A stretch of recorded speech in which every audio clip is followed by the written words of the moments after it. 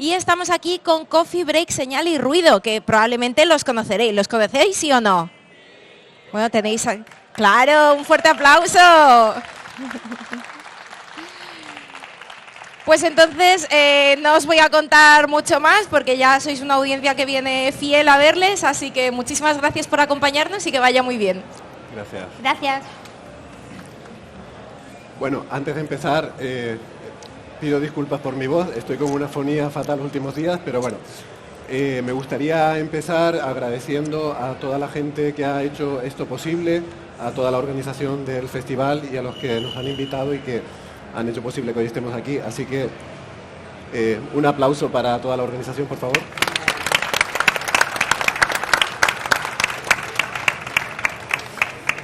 Saludos, criaturas de Valencia y del resto de la galaxia. Qué maravilla estar hoy aquí, todos en presencial, en esta feria de Valencia, en el Festival OWN. Estoy muy emocionado, por eso tengo la voz tomada. No es por eso, es porque tengo una colonia de streptococos que se lo están pasando fenomenal allí. También tenían derecho a disfrutar de la fiesta, pero voy a saltarme el protocolo habitual y empezar directamente con las presentaciones porque estoy muy nervioso, estoy muy emocionado de estar aquí presencialmente junto con mis amigos hoy. De hecho, voy a empezar por el comité local, por el comité valenciano. Tenemos aquí a la doctora Isabel Cordero, que es profesora en el Departamento de Matemáticas de la Universidad de Valencia. Hola, Isabel. Encantada de juntarnos en persona, que siempre nos vemos por monitores, es un placer. Y además es un placer estar hoy con Isabel porque no es solo Isabel, ¿eh? Estamos aquí con una buena noticia que nos ha transmitido hoy al resto del equipo, que está... Una futura Coffee Breaker. Futura Coffee Breaker. O sea, yo hoy vengo a hacer bulto, pero de verdad. A hacer bulto, literalmente. Hay que ir pensando ya en la renovación en las próximas generaciones. Bueno, tenemos también a Alberto Aparici. ¿Qué tal, Alberto? ¿Cómo estás? Pues encantado de que vengáis a Valencia, la verdad, de que por una vez tengamos que dar solo el tiempo en Valencia, no podemos dar el tiempo en Málaga, porque no estamos en Málaga. Debo decir que hace muchísimo calor en Valencia. Fuera de este recinto hace mucho calor, pero aquí se está muy bien. No, aquí se está estupendamente, aquí se está de escándalo. Alberto es doctor en Ciencias Físicas, es comunicador científico en el Instituto de Física Corpuscular, el IFIC, de Valencia.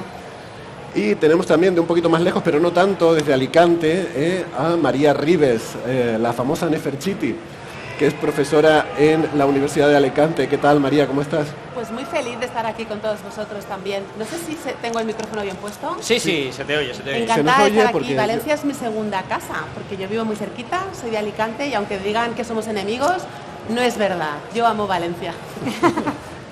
Muy bien. Y tenemos también con nosotros a Francis Villatoro. ¿Qué tal, Francis? ¿Cómo estás? Pues muy bien, debo de decir el tiempo en Málaga, creo que es obligatorio. ¡Bien! Está mirando para maravilloso. Bueno, en Málaga hoy tenemos un día excepcional de terral. El terral en Málaga es cuando el viento viene de poniente y desde el interior de la provincia el aire recalentado llega a la ciudad de Málaga. La ciudad de Málaga está rodeada de una cordillera, una especie de herradura de montañas. Ese aire caliente sube la cordillera y baja y se queda como una gran bolsa terrible en la ciudad que hace que sea un calor muy seco y bueno, ahora mismo tienen del orden de 35 grados de calor seco en Málaga. Así que ahora mismo en Valencia se está un poquito mejor, aunque probablemente estamos cerca de 30 grados ahí fuera. Aquí dentro, bueno, con los focos también hace calor, pero aquí dentro se está mucho mejor. Yo siempre he dicho que Francis no es solo un divulgador, es un fenómeno de la naturaleza, y creo que nos haya explicado la geografía de Málaga y la influencia del terral aprovechando esto demuestra esa tesis. Hombre, es que yo creo que si eres de Málaga y no cuentas el terral, cuando vuelvas va a tener problemas. Claro. Está en el escudo de la provincia. Sí, si lo has padecido tienes que contarlo. Bueno, Francis es físico, informático, doctor en matemáticas, profesor en la Universidad de Málaga. Los twitters de cada uno, o X, usuarios de X, el de Francis es @emulenews, el de María es @neferchiti, con CHT, el de Alberto es @cienciabrújula, el de Isa es @futuraconjetura y el de un servidor es @hsocasnavarro. Yo, si alguien me confirma que se oye bien, lo agradezco porque estoy como forzando mucho la voz y creo que me va a durar 10 minutos. Están confirmando, sí. Simplemente vale. Es lo típico de que nosotros no oímos las pantallas, entonces... De acuerdo. Pues voy a intentar hablar un poco más bajito, ya me avisan si no se entiende bien. Bueno, estoy muy emocionado porque nos hemos juntado aquí mucha gente, además de este quinteto que es de All Star, pues que estamos muy bien acompañados con toda esta gente cientófila que ha venido hoy, que seguramente, como esto es una simulación, la mayoría serán NPCs, pero da igual, ¿qué más da? Somos todos Pues son simulaciones muy cariñosas. Sí. Normalmente son más agresivas las simulaciones, ¿no? No, depende de los juegos a los que También juegues. es verdad, Hay también juegos es para verdad. todo. Yo no siento que nadie me esté controlando. Yo creo que todo esto es una teoría de la conspiración. Sí, nadie siente que... Ya verás, cuando dejes de estar en mi campo de visión, ya me dirás cómo te sientes. Solipsismo se llama eso. Bueno, que es una gozada estar aquí. Todo esto viene del hecho de que estamos en el festival OWN, que es... OWN es el Open World Now y es el festival de videojuegos y entretenimiento. Y nosotros vamos a hablar hoy de temas muy cercanos a este festival. Hablaremos sobre videojuegos y modelos de lenguaje, debatiremos sobre si el universo puede ser una simulación y en ese caso si somos jugadores o NPCs. Y no solo de cercanía temática, sino también geográfica, porque también comentaremos un interesantísimo descubrimiento en el yacimiento de Cova Negra, en Sátiva. Esto es aquí al lado, ¿no? Sí, está a unos 50-60 kilómetros.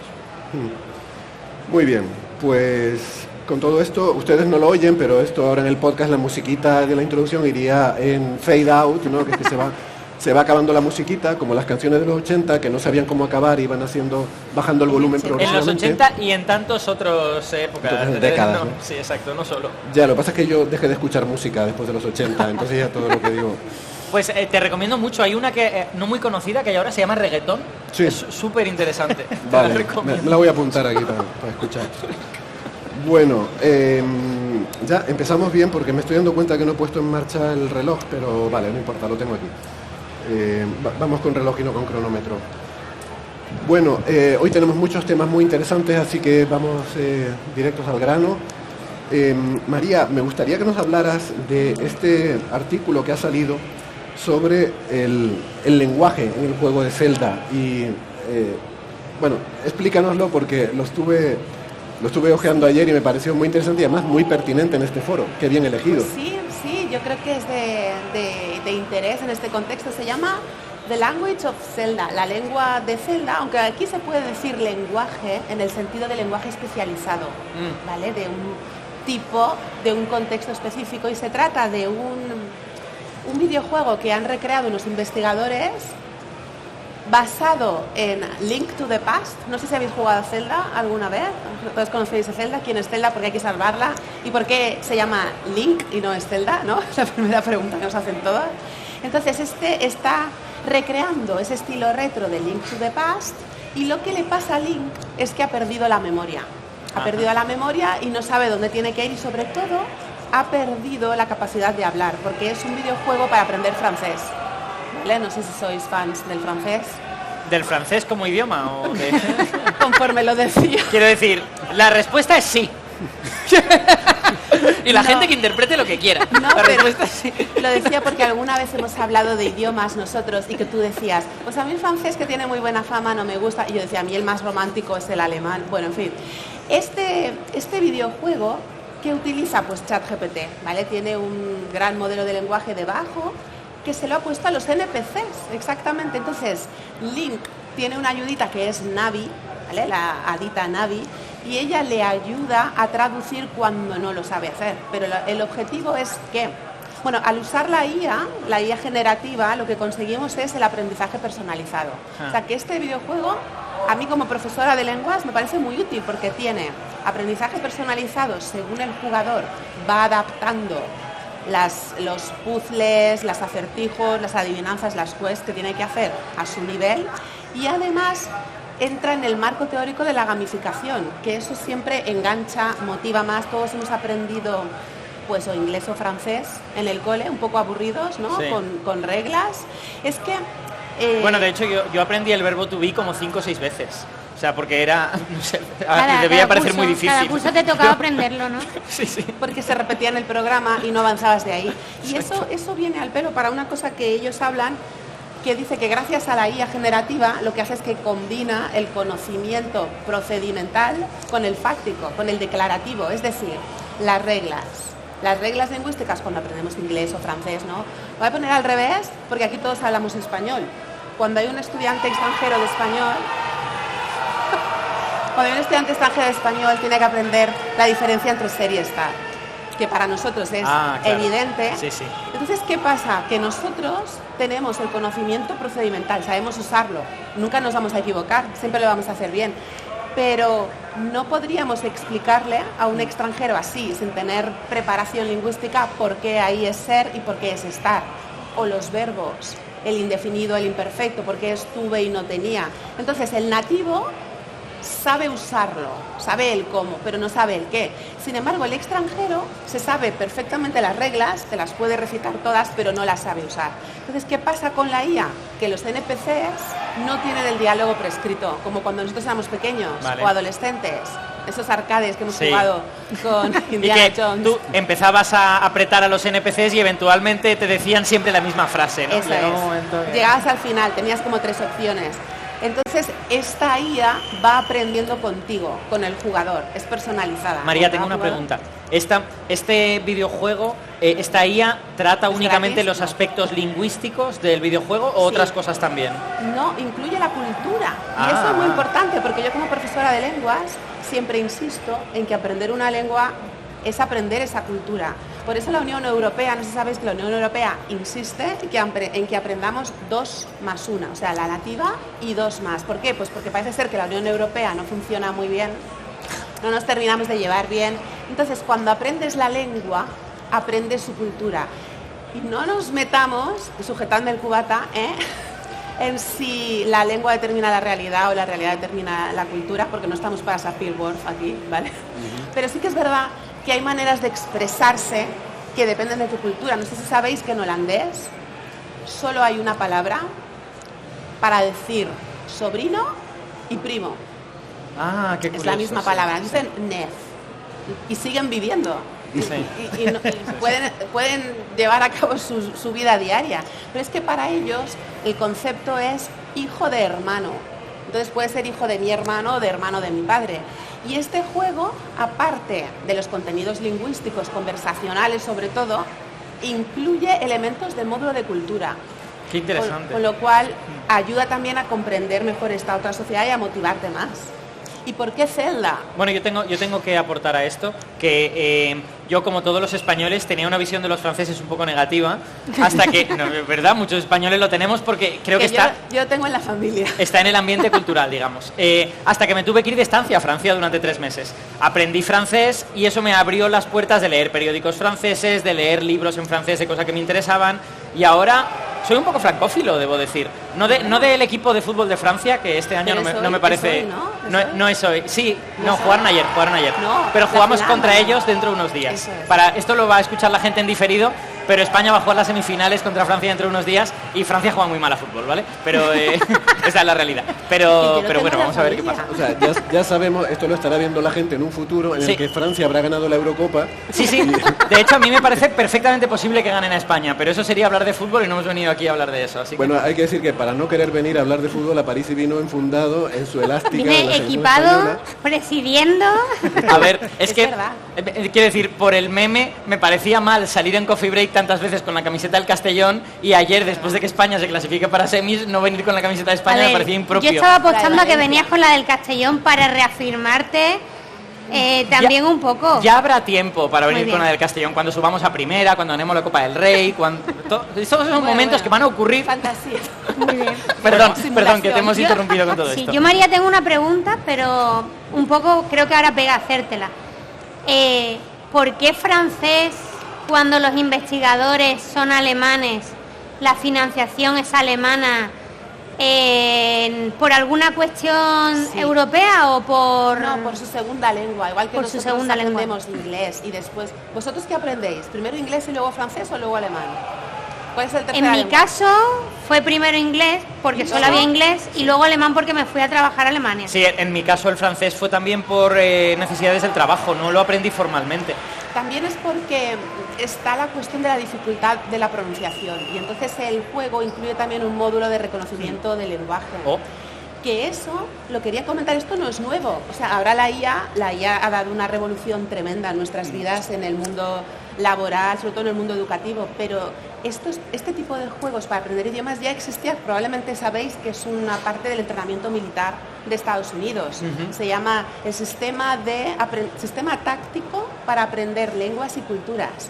Y es un sistema de gamificación como esto, es un juego en tercera persona y el ejemplo que siempre se da en clase, el último ejemplo, el último paper que leí de esto, que yo creo que fue en 2010, fijaos si ha llovido desde entonces, pero el soldado son los marines, entonces le aparece en la pantalla una mujer del Chad.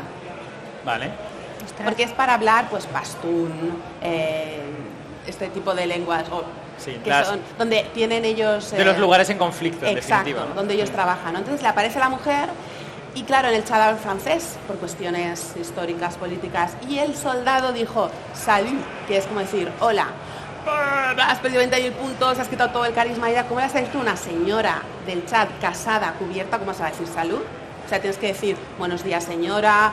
Con mucho más respeto. Tiene que ser sin mirarle a la cara. Un registro mucho más... Y ahí entra lo de la cultura. Por eso está tan imbuido en el aprendizaje de lengua con cultura, porque se basa en este tipo de juegos que antes eran modelos de Markov ocultos, sistema de procesamiento del lenguaje natural, que era lo que trabajábamos antes, hasta 2023, que nos ha dado la... Imagina en las lenguas de Extremo Oriente, en donde está incluso sistematizado el registro de diversos niveles de respeto y todas estas cosas, ¿no? Incluso el género, porque en las lenguas semíticas, para nosotros no hay problema, porque cuando dices tú, no marcas el género, pero en lenguas semíticas sí, es un tú diferente si es masculino o femenino. Sí. Entonces pierdes todos tus puntos de carisma y lo que nos interesa es ganar puntos.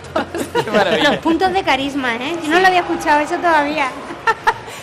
Pero también quería yo comentar una cosa, que no sé si os preguntáis que por qué Zelda y por qué tan retro. ¿Mola Zelda o qué? Yo voy a confesar que no he jugado al Zelda en mi vida. O sea, que me siento muy mal, me siento un ignorante. No digas eso, que habíamos quedado que no lo iba a decir.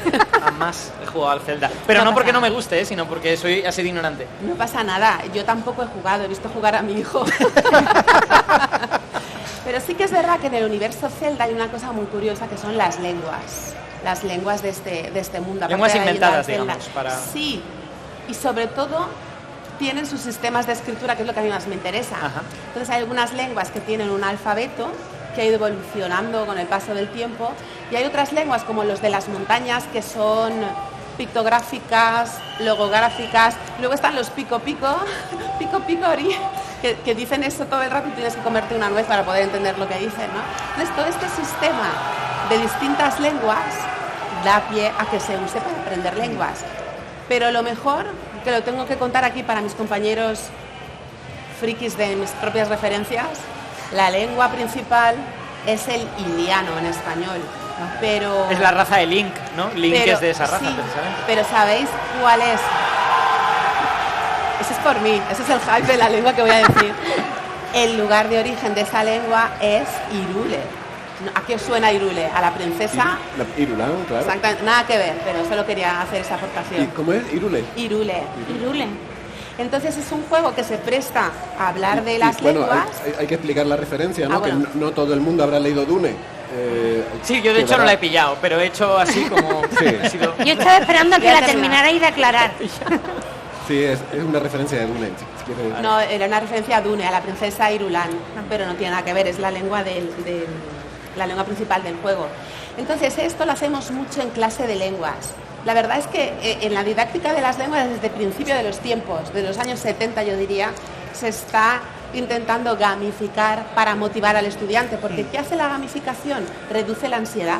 Sí. Estás haciendo un juego como que te relajas, Sí. Estás usando un avatar, no eres tú, si te equivocas no quedas tan mal como delante de clase, porque yo soy profesora desde hace muchos años, pero todavía estudio cosas. Y cuando voy a una clase... Lo dices como si lo normal cuando uno es profesor es que ya no estudie nada. No quiero decir a mi edad. Pues todavía estudio cosas, estudio lenguas, estudio diferentes cosas, ¿no? Entonces cuando estoy en clase, yo que tengo ya una edad, Muchas veces hace el profesor o la profesora una pregunta de esas que son cerradas, que tiene una respuesta, y oye, me entra un poco de congoja también. Seguro que hay muchas respuestas y la mía no va a ser la correcta, ¿no? Pero si hacemos un juego o nos dividimos en equipos y yo estoy actuando como mi avatar, parece que me da menos miedo equivocarme, me reduce la ansiedad, me motiva más y también tengo menos miedo al ridículo. No sé si estáis de acuerdo. Bueno, y además hay más interacción, ¿no? Porque muchas veces como te pregunto algo solo ante el peligro y en este juego como que vas hablando con gente que te vas encontrando, no sé, yo lo veo como muy interactivo, que Pues sí. en el fondo una lengua no es te preguntas y tú estás Eso solo es. hablando, sino quiero comunicarme con alguien. Bueno, y A mí se puedes, me moló. llegar en esa interacción a que lo que digas esté tan mal que te quedes ahí, has perdido totalmente el juego. Porque ese NPC va aprendiendo contigo. O sea, la IA va mandándote como Truman, ¿no? Mándale más gente. Y te va mandando según te vas defendiendo. Si hablas mejor, si aprendes mejor el francés, llegas antes a la misión. Si tienes que repetir algunos escenarios, pues vas perdiendo puntos. Te quedas sin Tienes que matar otra vez croissants. al jefe. Sí. Yo tengo que decir que esto de la gamificación me parece muy bien, Yo porque creo para creo que la lengua.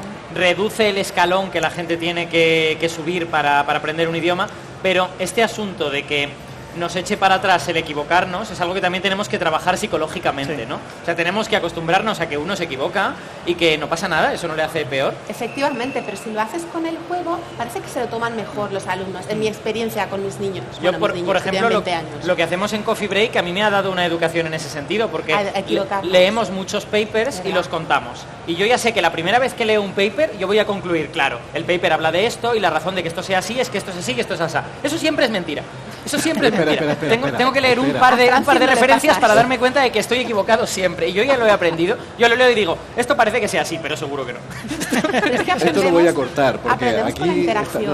aquí va a entrar la censura a tijera. Yo porque ya estaba esperando que vas a Héctor estar me aquí quiera revelando tijera. secretos que no, la gente no pero puede saber. es que forma parte del proceso de Seguridad. aprendizaje Alberto, llegar a la conclusiones gente erróneas. cuando le cuentas un paper en Coffee Break ya piensa que están escuchando Va a la misa. verdad absoluta. No, pero que si has hecho bien el trabajo, todo este proceso de error ha llegado antes. Viene antes. Ah, vale, o sea, que cuando ya has estabas convertido. leyendo el paper, has Vale, cometido esos errores y cuando lo cuentas, entonces ya los has corregido. Pero claro, obviamente es un proceso iterativo y la iteración no la has podido hacer 1000 veces, con lo que a lo mejor algún error se te cuela, es evidente. Pero para eso lo- estamos nosotros en la tertulia, aprendemos unos de Eso otros. es. Lo importante es hacer la iteración, al menos en mi opinión, cuando hago estas cosas, es hacer la iteración del paper y las referencias 2 veces, 3 idealmente, y entonces vas pillando casi todos los errores que Es habías verdad. cometido en la primera. Y obviamente ganas un bagaje también en También. idiomas, un bagaje cultural y un bagaje de estructuras mentales que hacen que esos primeros errores sean menos en número. Pero siempre los hay. Es que es Hablando de inevitable. idiomas, antes cuando yo un paper en francés, Héctor me decía lo que tú digas, Morena, yo contaba lo que quería, era el GPT, me ha quitado ese poder. Pero mira, hablando de la interacción, lo que he notado también con mis chicos en clase, esto no lo vais a creer a lo mejor, pero los que interactúan con la IA, luego cuando tienen que hablar en público en clase, lo hacen mejor, interactúan más con la audiencia. Ah. Aparte de tener menos miedo, pues, cuando tienes que hacer una presentación para tu clase de inglés, ¿no? The cake isn't the cooking, eso es un TikTok muy famoso. Very hot, the cake, ¿no? Entonces tienes que hacer la presentación y los chavales que han interactuado con estos NPCs, con esta IA, cuando se dirigen al público, interactúan más, les dan opciones, preguntan, ¿qué te parece? O de estas dos opciones, ¿tú cuál elegirías? Y yo creo que eso contribuye también a su destreza oral. Es que es probable que hayan pagado esta primera novatada con la IA. O sea, este tipo como de bloqueos los han tenido hablando con la IA y Efectivamente. luego cuando hablan con los humanos, que ya es segunda, tercera iteración, entonces les sale mejor. Y ya no tienen ese miedo. Los veo que se atreven más. Yo tengo grupos de control, experimentos con ellos, y los que no trabajan la IA hacen mucho peor la interacción oral con la audiencia. Ahí lo dejo.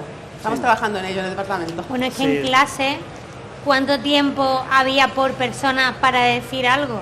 En o sea, nuestra leían época. mucho, en mi época leían leíamos muchos mucho. libros, hablaban muy poco. Y entonces cuando tenías que hablar, patata, ya. Claro, y aparte el objetivo fundamental del sistema educativo era formar niños que estuvieran callados y se portaran bien, ¿no? O sea, era un poco menos, estate callado. Ah, hay una, ¿quién era? Neil deGrasse Tyson. Tiene una frase buenísima, decía, Dice, nos pasamos los 2 primeros años de la vida de nuestros hijos, te digo para que vayas tomando recortes. Vale. Nos pasamos los 2 primeros años de su vida enseñándoles a hablar y a caminar, y luego el resto de su infancia diciéndoles cállate y siéntate. Así es. Oh my Así God, es. cuánta razón. Ya Es cierto, es cierto. Fue una revelación para mí Sí, cuando bueno. escuché eso, totalmente. Qué barbaridad.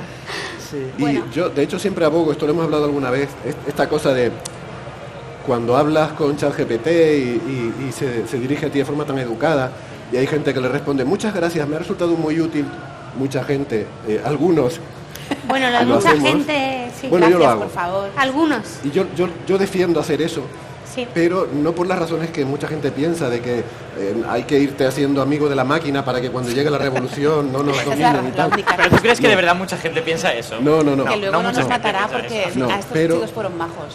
Pero déjame terminar el argumento, porque yo creo que sí hay algo interesante en que nosotros mismos, o sea, creo que en el futuro cada vez vamos a interactuar más con modelos de lenguaje. O sea, llegará un momento de cuando llames para pedir una cita en la peluquería, para pedir una pizza al restaurante, para pedir un billete a Iberia, cada vez más vamos a encontrarnos con un modelo de lenguaje. Entonces, nuestra interacción cotidiana más frecuente va a ser con modelos de lenguaje. Cierto. Entonces, la forma en la que tratemos a esos modelos de lenguaje va a repercutir, nos vamos a entrenar en cómo tratamos luego a nuestros congéneres. Entonces, Sí, si no tratamos educadamente verdad, yo estoy a de un acuerdo. modelo de lenguaje, vamos a dejar de tratar educadamente al camarero que te trae una cerveza en el bar o al taxista que te lleva al sitio al que quieres ir. Yo tengo exactamente ese pensamiento. De hecho, yo siempre que hablo con ChatGPT o con el modelo que sea, siempre le hago una frase inicial de, oye, te quiero preguntar sobre no sé qué, ¿te parece bien? Y lo hago no ¿Conscientes? porque a ChatGPT le importe, que obviamente a ChatGPT le da igual. Lo hago porque ChatGPT dice algo dice, sobre mí "Ya ha mismo". llegado Alberto. Dice algo sobre mí. No dice algo, no tiene que ver con él, dice algo Sí, sobre mí. sí. Eso es. Y yo creo que eso es importante. Eso es, por eso hay que Bueno, mantenerlo. estoy de acuerdo. Hay veces que has iniciado 20 conversaciones y ya estás un poco hasta el gorro, tampoco siempre Hombre, claro, no. claro. Pero mantener esa costumbre creo que es sano. Sí, estoy de acuerdo. Totalmente de acuerdo. Yo también lo Oye, Muy hago. interesante. Y entonces, volviendo al tema este, ¿tú crees que en el futuro los juegos como los de LucasArts, de Indiana Jones o el Monkey Island, crees que serán así, en vez de elegir entre 3 opciones, pues que será Ojalá. mucho Yo más los abierto compraba y- todos otra vez. Sí, Para ¿no? interactuar Habría que volver a así, hacerlo, sin ¿no? esas 3 opciones que luego al final te decía lo mismo. Era todo Esto prueba es y un error mensaje aquello. que dejamos aquí. Pero por lo que sea. ¿para qué volver a hacer cosas que son obras maestras, pudiendo hacer cosas nuevas usando No, eso, yo quiero volver a jugar a Indiana Jones Sí. y el Grial. eso, Con solo el penitente pasará. con un chat GPT.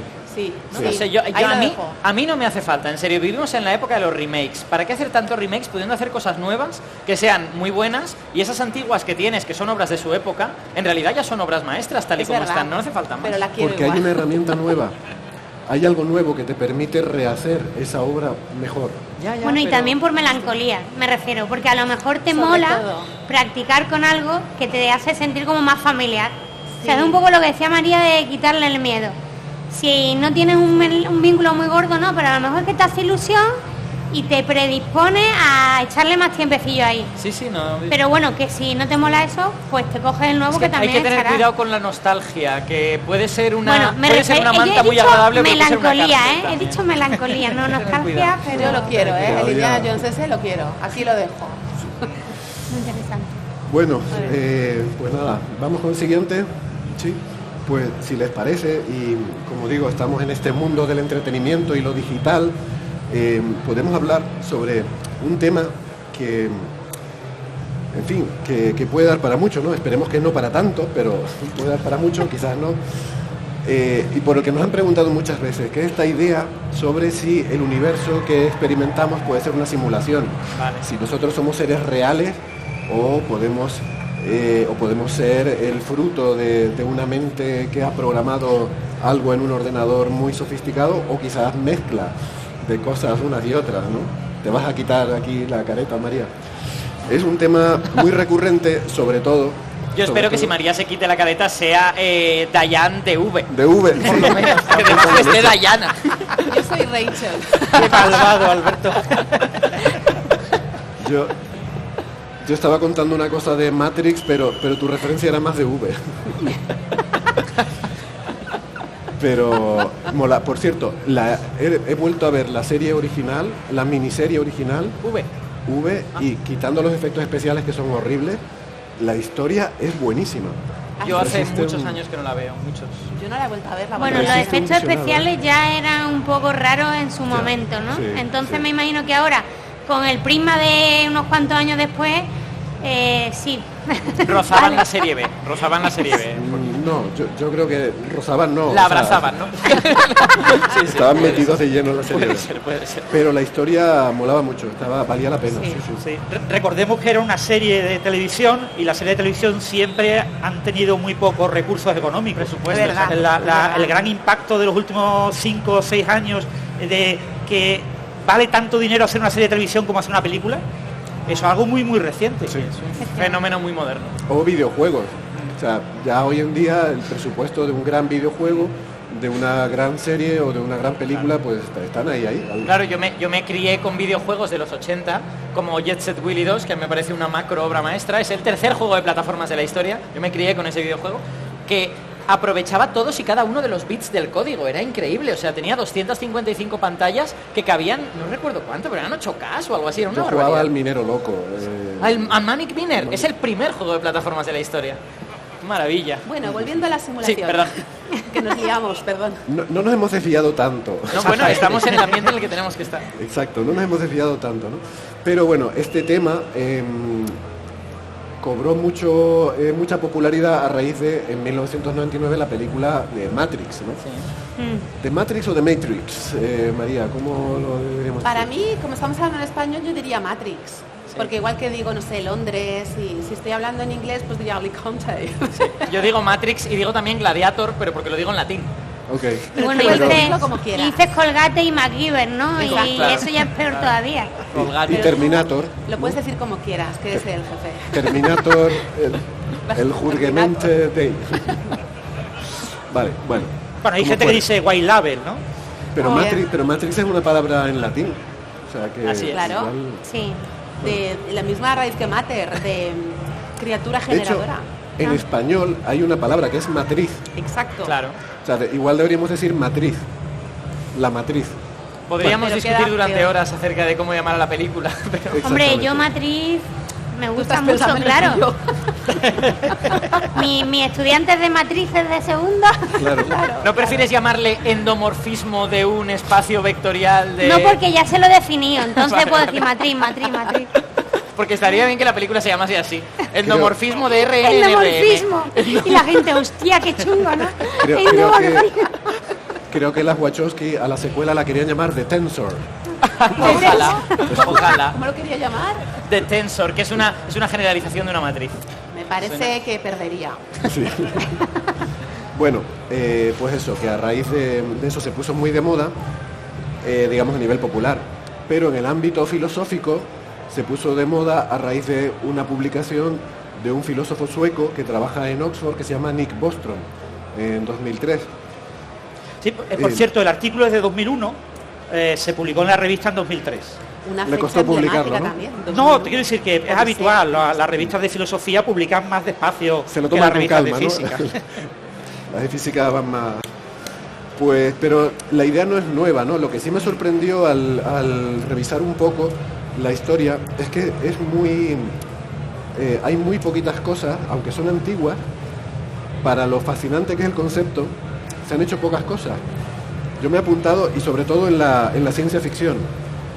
La primera, así, en ciencia ficción es una que se llama Simulacrum 3, que es de 1964. Anda. Y es leí la sinopsis y parece muy interesante. La historia... Hombre, es no es la edad spoilers. dorada de la serie B, con lo que entiendo que ahí habrá chicha. Pensé que iba a decir de la literatura de ciencia ficción, porque es de ese tipo de literatura de una idea rompedora, ¿no? Entonces, creo que es la primera así referencia de alguien que se plantea la duda de si su existencia es real o si vive dentro de una simulación informática. Vale. Que bueno, para los años 60 es muy pionero. O sea, Sí. pensemos que lo que era un ordenador en los años 60, o sea, ya hay que darle mucho a... O sea, pensar que con ese ordenador tú podías montarte una simulación Sí. era visionario. Había que estar muy... Era visionario. sí, sí. Bueno, yo creo que es algo similar a lo que nos imaginamos nosotros sobre las IAs en el futuro lejano, ¿no? Sí, Ya. O sea, son cosas que probablemente. no existen, están lejos de existir, pero que quizá podrían existir, ¿no? Claro, pero hoy en día tenemos un concepto de IA más cercano a nosotros. O de lo que eran simulaciones por ordenador en 1960, ¿no?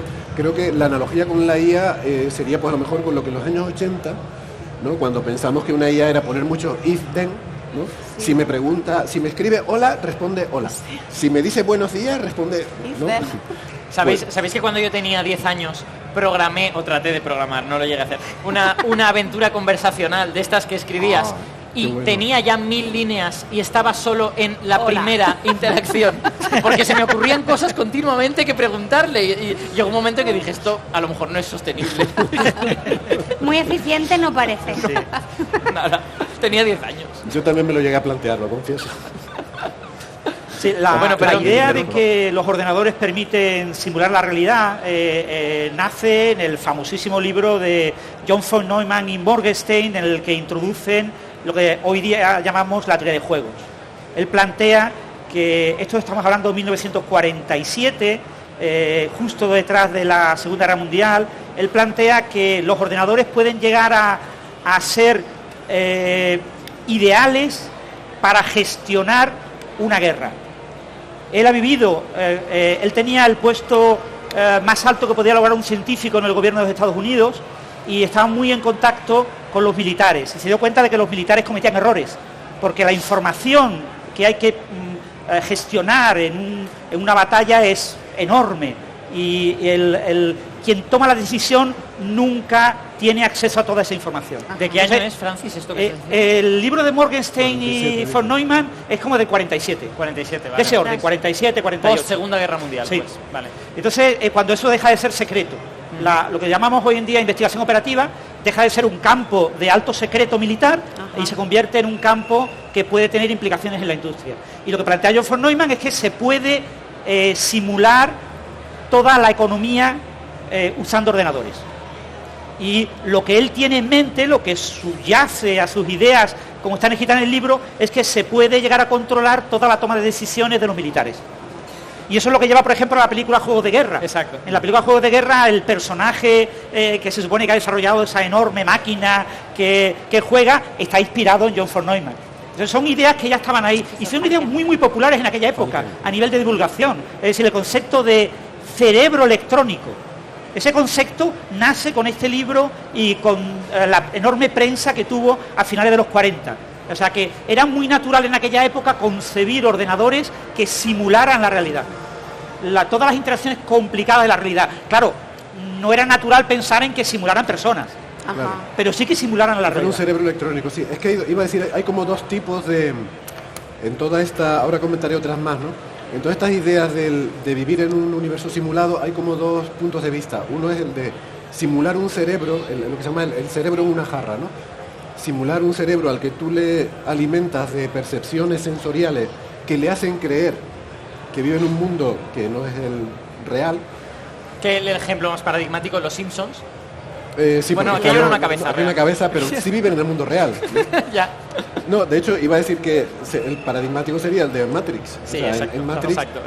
son personas de verdad, incluso, sí, que su cerebro está cableado a una simulación, a un ordenador que les transmite impulsos que les hacen creer que viven en esa realidad, ¿no? O sea, en realidad están soñando permanentemente. Es como un sueño, exactamente. Un sueño súper real, ¿no? Por una realidad que es calculada por un ordenador y se le induce sensorialmente. Luego hay otro camino que el cual es decir... Esto abre una pregunta filosófica interesantísima, que es si lo que soñamos es una realidad de peor calidad que la que no estamos soñando, ¿no? Porque subyace a este pensamiento, ¿no? Que hay una realidad de verdad y una realidad que no es de verdad, y la de los sueños no es de verdad. Bueno, hay quien retrotrae toda esta discusión de la simulación al tema de si soy un hombre que soñó que era una mariposa. ¿Qué? A Calderón de la Barca. Los sueños son. Ese pensador sobre IA, ¿no? Ese importante filósofo de la IA, Calderón de la Barca. Pero es filosofía humana, al fin y al cabo. De la Barca, yo toda la vida pensando que era del Barça, Calderón del Barça, no sé. La vida es una barca.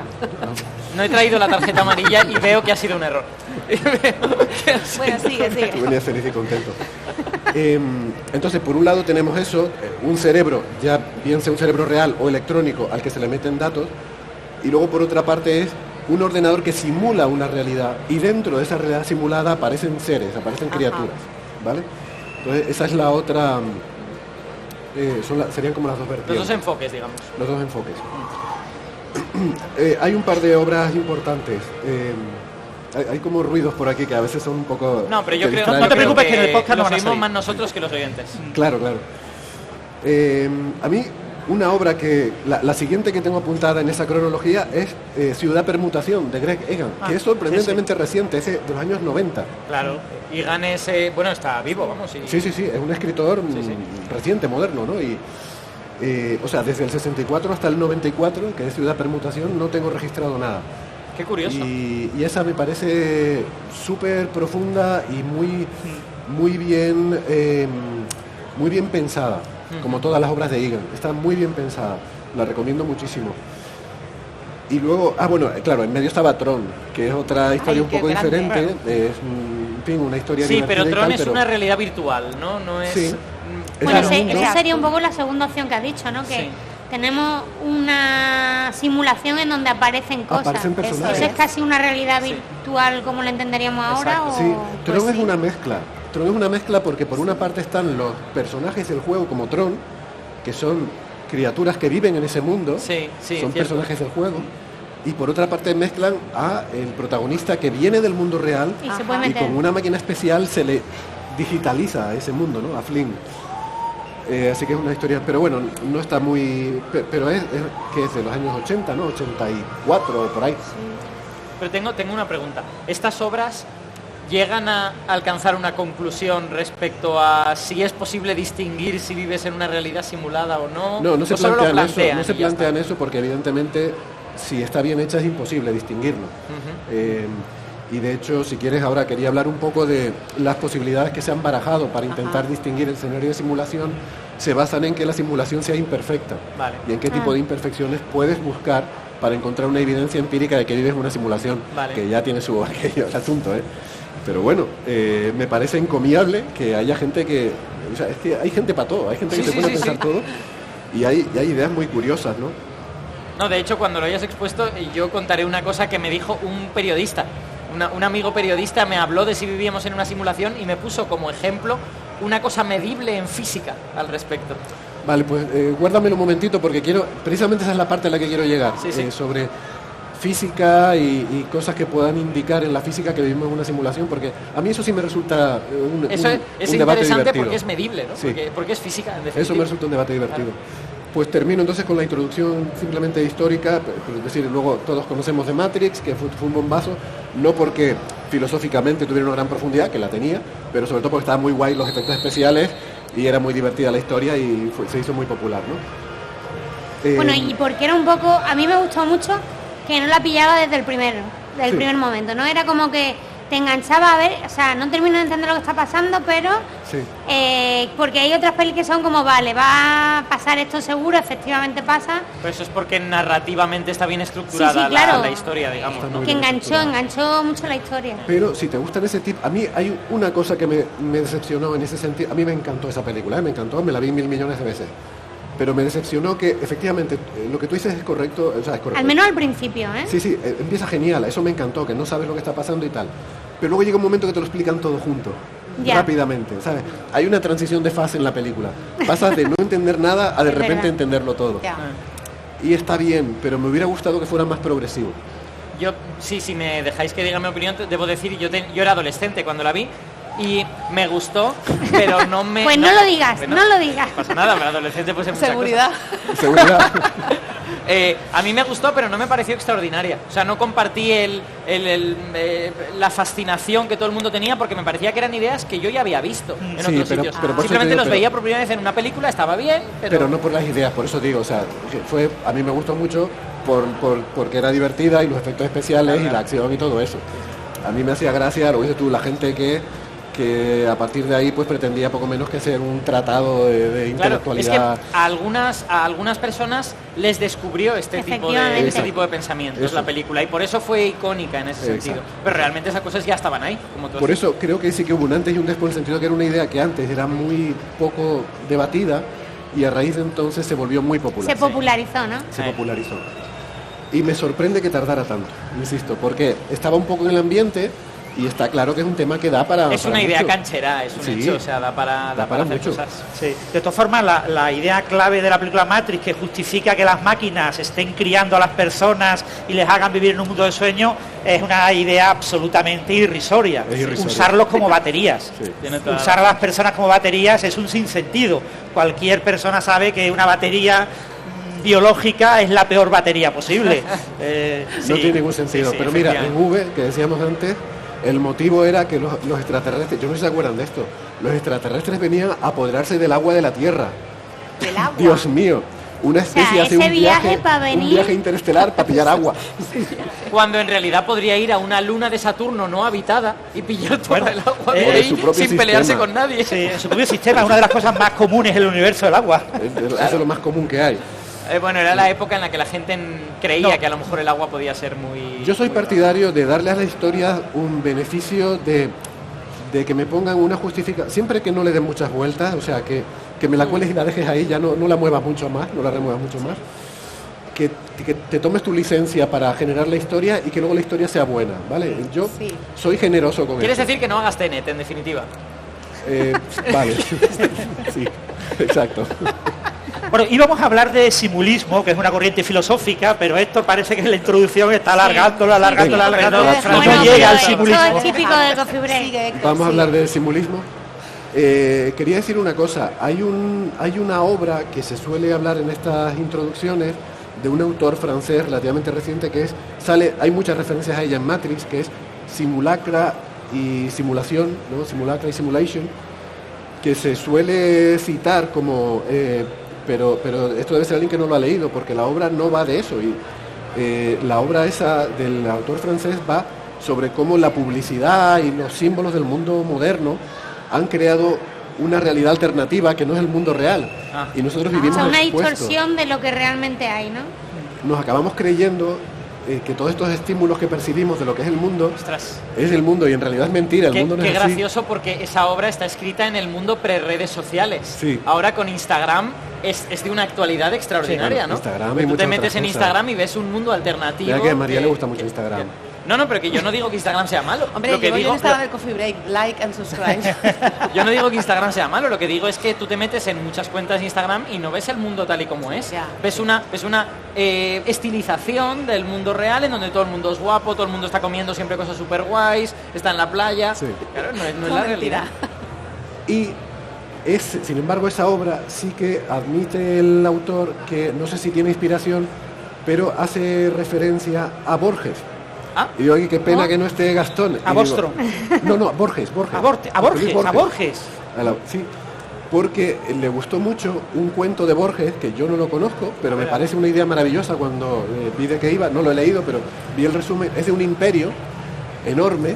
El imperio es tan grande que hace falta un mapa muy detallado. Y crearon un mapa tan detallado que era tan detallado como el propio imperio. O sea, cada rasgo, cada piedra, cada cosa microscópica del imperio está en el mapa. Entonces el mapa era tan grande como el imperio en sí mismo. Era una copia perfecta. Al ¿no? final hay una dualidad mapa-imperio, ¿no? Sí, sí, Hay exacto.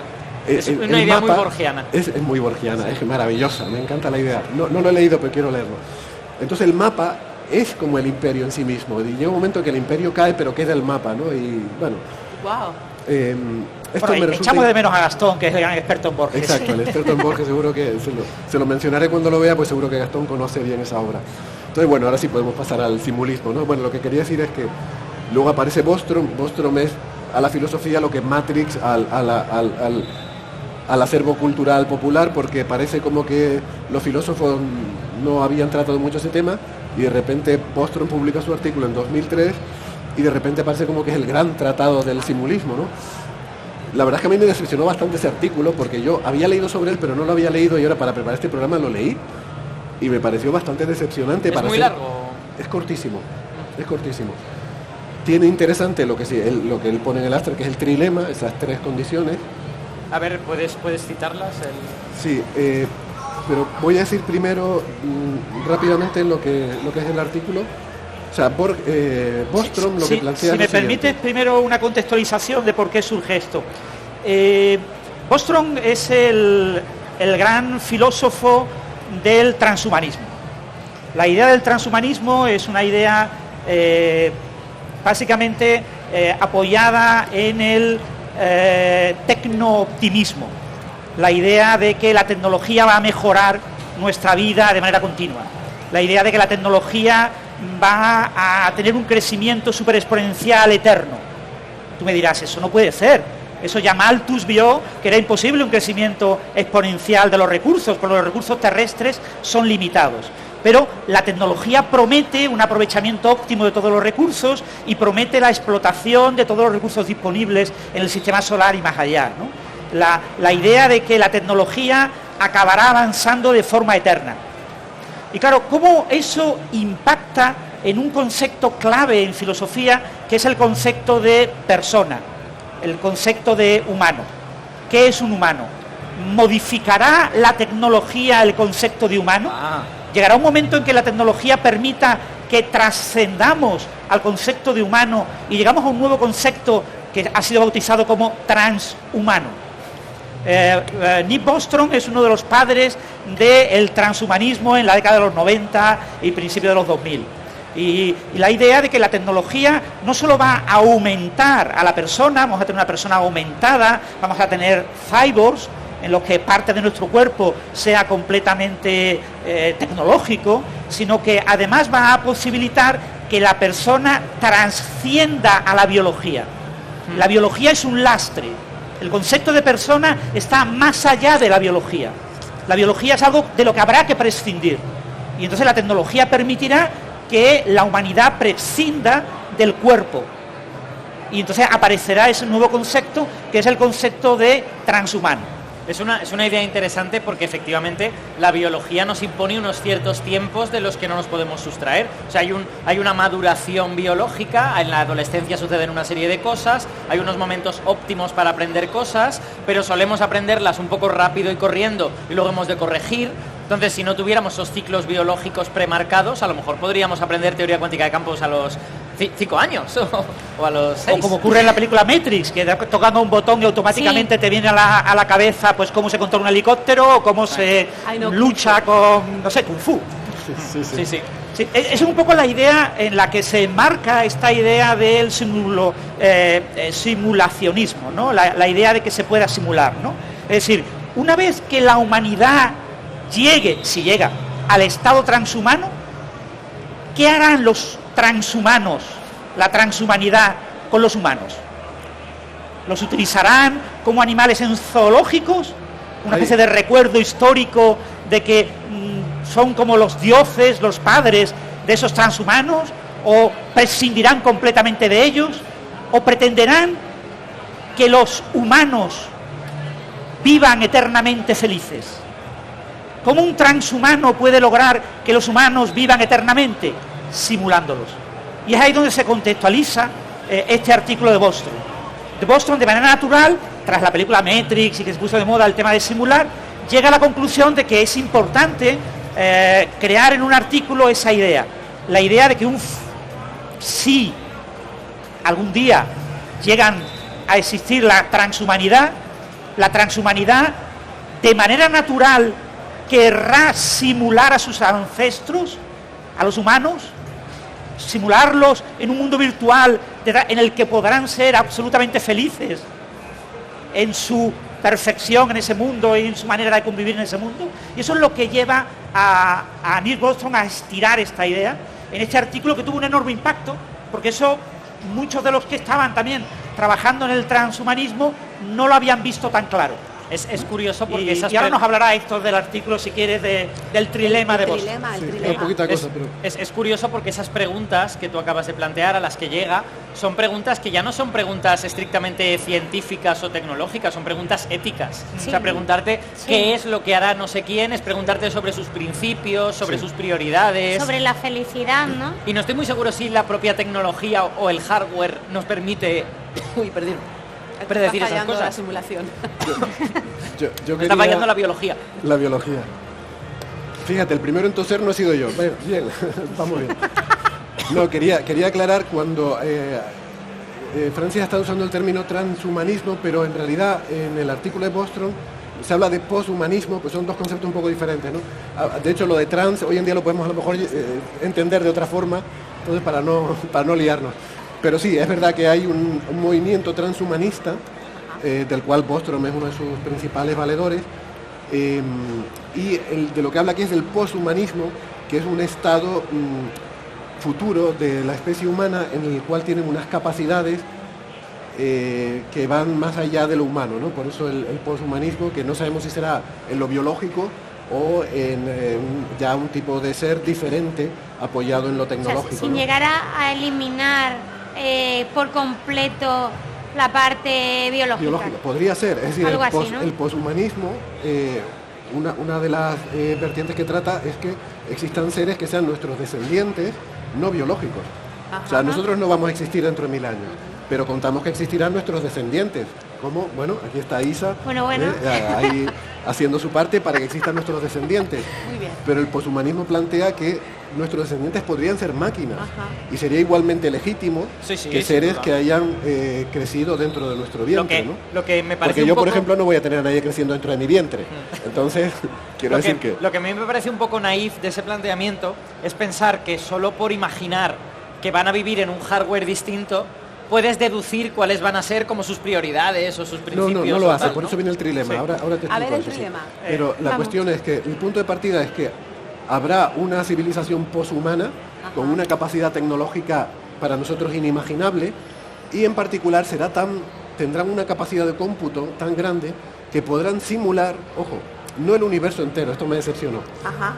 Bostrom... Pero bueno, el esto modelo lo en digo la luego. CDM lo mismo sí. Venga, entonces... Podrá simular seres tan complejos como los seres humanos en grandes cantidades y un entorno como el ecosistema humano, la superficie de la Tierra y un poquito del entorno espacial. O sea, el show de Truman. Un poco, sí, exacto. Bueno, eso lo diré luego. Entonces, si eso es así, basándonos en esa premisa, él plantea que solo hay 3 posibilidades. Ajá. La primera, bueno, es una trivialidad, es que eso no llegará a ocurrir nunca, que, Vale. que la humanidad nunca llegará a desarrollar esa capacidad o la poshumanidad nunca llegará a desarrollar esa capacidad porque se extingue antes o porque tecnológicamente es imposible o por lo que sea. Esa es la primera posibilidad.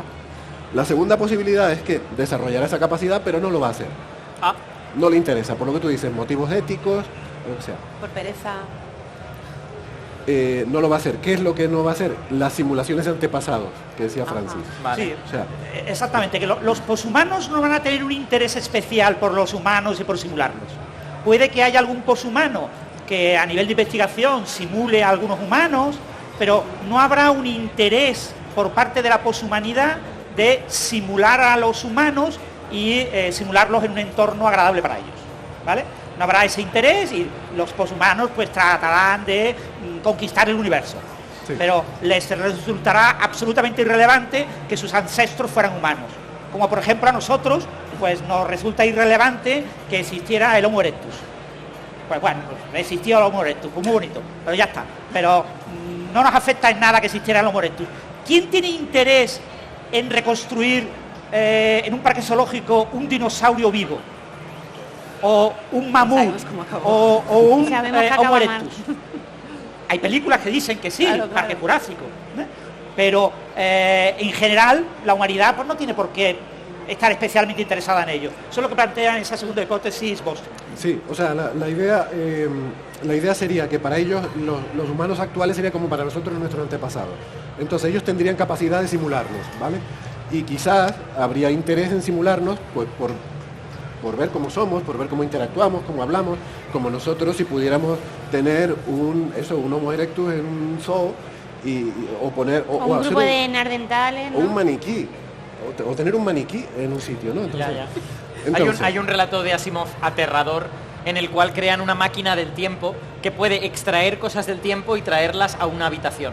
Y lo que hacen es raptar a un niño neandertal y tenerlo varios años ahí estudiándolo y tal. Es una cosa Bueno, terrorífica. es una forma genial de hilar Sí. con el siguiente tema, ¿no? Sí, sí, no, es que me ha venido a la cabeza porque lo he Así leído esta semana. enlazamos. Lo he leído esta semana. Pues quédatelo porque tenemos que rescatar eso. Sí, sí. Se llama El Niño Feo y lo recomiendo mucho. Muy buen relato. Ese no lo conozco. Vale, me lo O apunto. sea, en la línea del patito feo. El niño feo, Sí, patito feo. exacto, efectivamente. Claro. Pues entonces, para esa civilización poshumanista hay 3 posibilidades. O se extingue antes de poder hacer las simulaciones, o no le interesa hacer las simulaciones, O, la tercera posibilidad, nosotros probablemente somos una simulación de esa civilización. ¿Vale? Solo hay esas tres O posibilidades. sea, concluye que si los poshumanos en algún momento deciden que deberían de simular a sus ancestros, la probabilidad de que eso ocurra es tan alta que no podemos descartar, con una probabilidad cercana a 1, que nosotros ya seamos una simulación. Sí, pero Probablemente la probabilidad, nosotros lo seamos. sí, no es porque la probabilidad de que lo hagan, o sea, está asumiendo que lo hacen, ¿no? La cuestión es que si lo hacen harán muchas. O sea, nosotros hacemos muchas simulaciones de las cosas. Entonces solo hay un pre-poshumano real, Original. Claro. pero habrá muchos simulados. Entonces, si ellos han simulado en planetas enteros con miles de millones de seres como nosotros, por probabilidad, puesto que solo hay uno real y va a haber muchos simulados, lo más probable es que nosotros seamos de los simulados. Vale. Vale. Bueno, Es el argumento de Bostrom, ya muchos tal. A ver, el argumento es interesante y creo que es sólido puesto, expresado así como ese trilema, y creo que eso es lo que ha hecho que fuera impactante, porque si no lo hubiera formulado así, si simplemente hubiera formulado, yo creo que no hubiera generado tanto interés. ¿Por qué? Porque no es la simulación en la que piensa Bostrom cuando lee su artículo. Yo pensaba, por lo que yo había leído, yo no había leído el artículo de Bostrom, pero había leído mucha gente que hablaba sobre de Bostrom. eso, sí. Entonces tenía referencias indirectas y me había hecho en mi mente una idea de lo que a mí me hubiera gustado que tratara la Le habías simulación de Bostrom. puesto un poquito de tu toque personal en lo Sí. que te gustaría haber leído. Y por supuesto la mía era mejor, ¿vale? Que la de Bostrom. Pero bueno, yo distingo también dos tipos de realidades. La de tipo Matrix, realidad simulada. La tipo Matrix, que es inventada, te la voy soltando ahí para tenerte contento y te voy poniendo lo que quiero y ahora cambio esto y meto un gato y quito y no sé qué y pongo una pared. Y otra que es la rigurosa, la de voy a definir un universo con sus leyes y lo voy a dejar evolucionar. A mí me interesa esa. ajá. ¿Vale? Alguien que haya simulado un universo, como hacemos nosotros cuando simulamos un proceso físico, ¿vale? No decimos, claro, es diferente simular un fluido para una película que para una simulación numérica. Si lo haces para una película, quieres que sea bonito, que tenga espuma, lo cambias, le pones tal. Quieres que sea rápido, Quieres que sea rápido. aunque no sea muy realista. Claro. Sí. Si lo hago para una simulación científica, quiero que cumpla las ecuaciones Navier-Stokes, quiero que cumpla con la física básica. Entonces, a mí me interesan esas simulaciones. Y un la de punto Bostrom. importante, para una película tú quieres simular solo lo que se ve. ¿Para qué vas a simular lo que no se ve? Claro. Claro. Pero para una simulación física, tú no puedes simular un trozo y plantear que el resto es como si no existiera. Tú tienes que simularlo de manera completa. Claro, Porque hay habitualmente- interacciones no locales, hay interacciones que se propagan a todo el dominio. Y porque nunca sabes muchas veces si encuentras un fenómeno, en qué variable tienes que buscar luego el origen de ese fenómeno. Entonces muchas veces hay cantidades que guardas y que no consultas hasta más tarde, en plan, alguien te dice, pues yo creo que las pistas van por ahí, vamos a mirar esa cantidad, ¿no? Y claro, Yo creo que cuando conoces bien el sistema, sí que tiendes a decir, mira, todas estas partes Sí. sé que no me van a interesar para lo que quiero y no tengo por qué simular el universo entero, ¿no? Sí, a Entonces veces- simulas las partes relevantes del universo, digamos. Sí, a veces usas diferentes resoluciones, diferentes cosas. A veces te apoyas en lo que conoces para... Pero bueno, pero Oye, como pero fuere... una cosa, perdona Héctor, yo había leído también leyendo sobre Bostrom, que a lo mejor, corrígeme, creo que estoy equivocada, yo había leído que una opción, en el momento en que consiguiéramos hacer una simulación, eso daría a entender que nosotros también somos una simulación. ¿Eso es así? Sí, eso quiere decir que es posible y que se hace. Entonces, Si lo nosotros podemos lo hacer hacemos, es es que porque se ya hace. se ha hecho. ¿Cómo? Que si lo podemos hacer es porque ya se ha hecho y no vamos a hacer el original nosotros. Si lo podemos hacer y lo hacemos, eso niega los dos primeros Ajá. enunciados de Bostrom y nos aboca al tercero. Claro, nos aboca a que seguramente A que ya- no es esa la única, sino que hay muchas otras y por lo tanto... Hay más probabilidad de ser una de esas. Exacto. Sí, Exactamente. fijaros que este tipo de argumentos filosóficos son argumentos que acaban teniendo impacto porque aparece como una supuesta lógica encadenada que nos lleva al resultado que el filósofo quiere, ¿no? Ajá. El filósofo dice que la humanidad nunca podrá trascender a pasar a ese poshumanismo o transhumanismo. Claro, nadie quiere eso. Nadie quiere que la tecnología tenga límites, que los recursos de la Tierra acaben imponiéndose y obliguen a que la humanidad quede recluida en la Tierra ilimitada. Nadie quiere un futuro así en el que no podamos llegar a eso, ¿no? Después te plantea, claro, desde nuestro punto de vista, si los poshumanos pasan completamente de los humanos y les resultamos irrelevantes, pues tampoco nos gusta.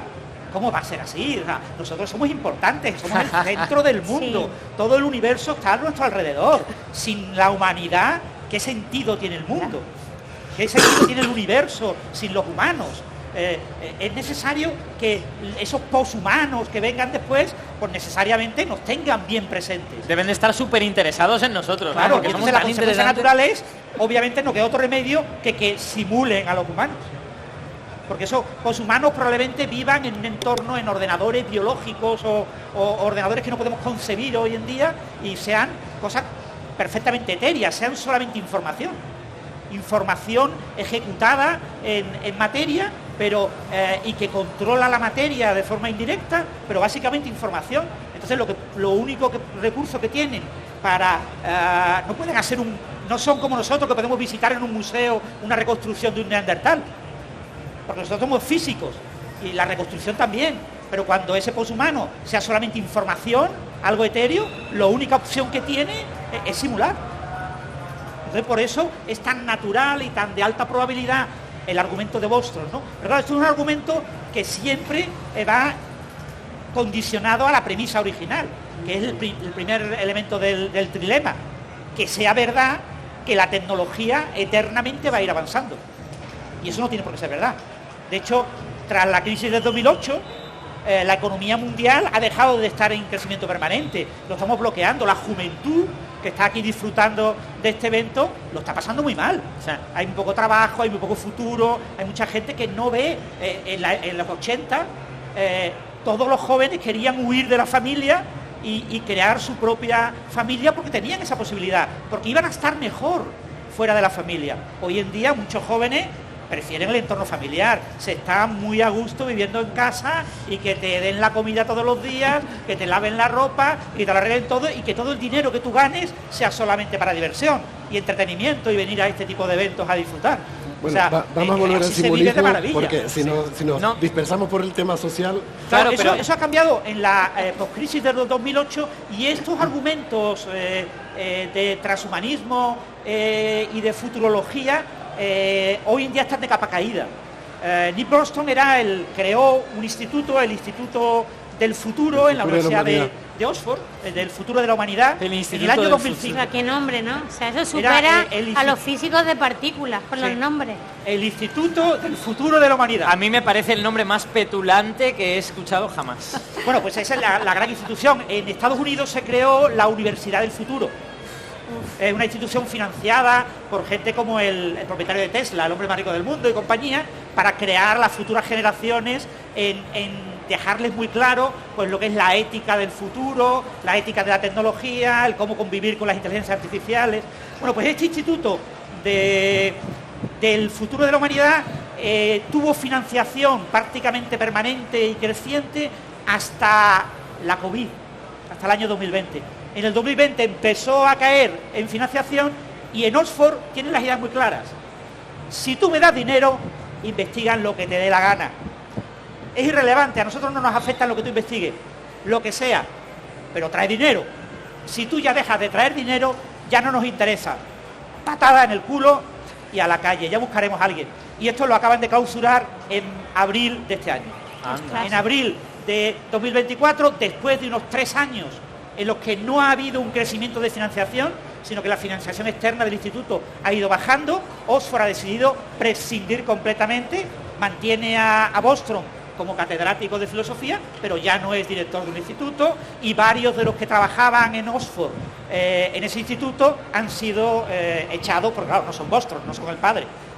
Yo creo que todos estos argumentos también están afectados de un cierto intelectualismo, en el sentido de damos por sentada esta idea de que nos iremos volviendo cada vez más intelectuales y que cuando lleguemos a estos posthumanos estarán súper interesados en aprender sobre cosas, sobre nosotros, sobre el universo, sobre los dinosaurios, sobre lo que sea.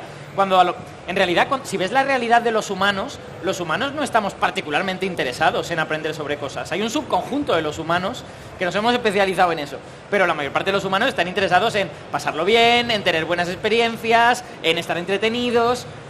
O sea, que no estoy muy seguro de Sí, si... pero Bostrom tampoco plantea que tienen que estar obsesionados con eso, sino que existe esa capacidad y que una de las muchas cosas que estarán haciendo puede ser simulaciones de antepasados, como hará, igual que hoy en día hay gente que estudia la hormiga de no sé qué, Claro, del pero Cairo entonces de tal, pero- sus recursos tendrían que ser funcionalmente infinitos para que esa minoría diese lugar a una multiplicidad Exacto. de simulaciones. Él lo plantea así, o sea, Claro. él plantea como que estas simulaciones de antepasados son una pequeñísima fracción de los recursos de ese. Por eso no plantea la simulación de un universo.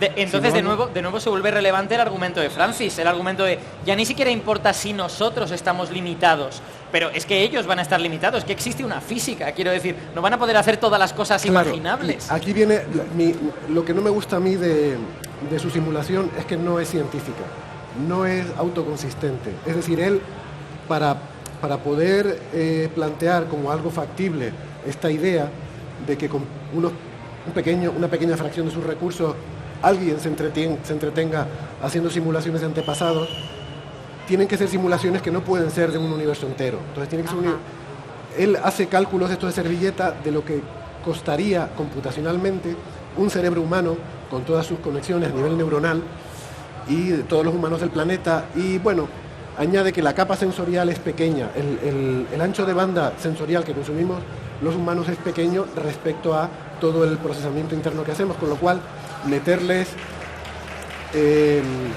toda la experiencia sensorial no sería demasiado en cuanto a recursos. A mí o sea, yo no me he leído el artículo y no quiero ser excesivamente crítico, pero siendo que hay gente en el mundo de la neurociencia y de la biología tratando de verdad de simular realidades biológicas y neurológicas, neurocientíficas en un ordenador, que una persona venga con un calculito de servilleta y me diga, bueno, está más o menos No, pero claro es que no distinto, sé claro, qué, no estás me intentando, chirría un pelín. claro, no estás intentando curar a nadie ni estudiarla. O sea, estás hablando de que si en un futuro existirá la capacidad de tener todo un cerebro, no todo, miles de millones de cerebros. Claro, corriendo pero en es un que ese ordenador. salto no es evidente, No, porque, claro que no. porque de nuevo esos seres posthumanos van a tener una serie de limitaciones dados pues por las leyes de la termodinámica Que sí, que y sí. por tal y cual. Y puede- Entonces, y puede ser que- quizá simular miles de millones de cerebros solo es posible si conviertes en energía la masa de una estrella. Por eso, entonces igual el primer enunciado es el correcto. Claro. No se llegará nunca Claro. a esa posibilidad. Es que él se cura Es en que- salud. es que- Él que dice es- existen estas tres posibilidades. No, es que existe una posibilidad de que eso sea posible, pero requiera tantísima energía que solo se haga una de esas simulaciones y con esa pues ya se queden contentos y por lo tanto la probabilidad de que estés en esa simulación no sea tan grande. Entonces la segunda, que no las hagan en grandes cantidades. Vale, ok. ¿Vale? Vale, O sea, vale, desde compro. el punto de vista lógico, creo que esas tres posibilidades están, en mi opinión, bien planteadas. Mi problema es que es una simulación de crear una ilusión, de engañarte. Y yo creo que es como con las conspiranoias. Puedes engañar a poca gente mucho tiempo, pero no puedes engañar a 8.000 millones de personas durante 10.000 años de historia, ¿sabes? Entonces, yo creo que en algún momento cantaría, no es científica. Eso querría decir que vivimos en un mundo arbitrario, un mundo de dioses. Por eso dije que en nuestro correo que para mí esto es neorreligión. Para mí, la diferencia entre la forma de ver el mundo cuando nuestros antepasados pensaban que estaba controlado por unos dioses frente a cómo lo vemos ahora con un mundo más científico es que no es arbitrario el mundo, obedece unas reglas. Esas reglas están ahí, si las conocemos podemos saber lo que va a pasar, podemos hacer predicciones. Los dioses no van a intervenir para cambiarlas.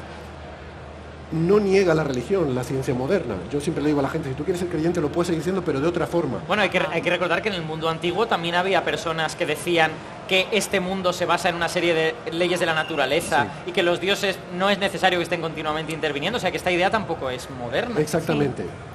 Pero que tú puedes tener una creencia religiosa en un Dios original que crea un universo, que genera unas condiciones de contorno, pero que no es intervencionista, Sí. que no cambia, Claro, ¿sabes claro. lo que quiero decir? Sí.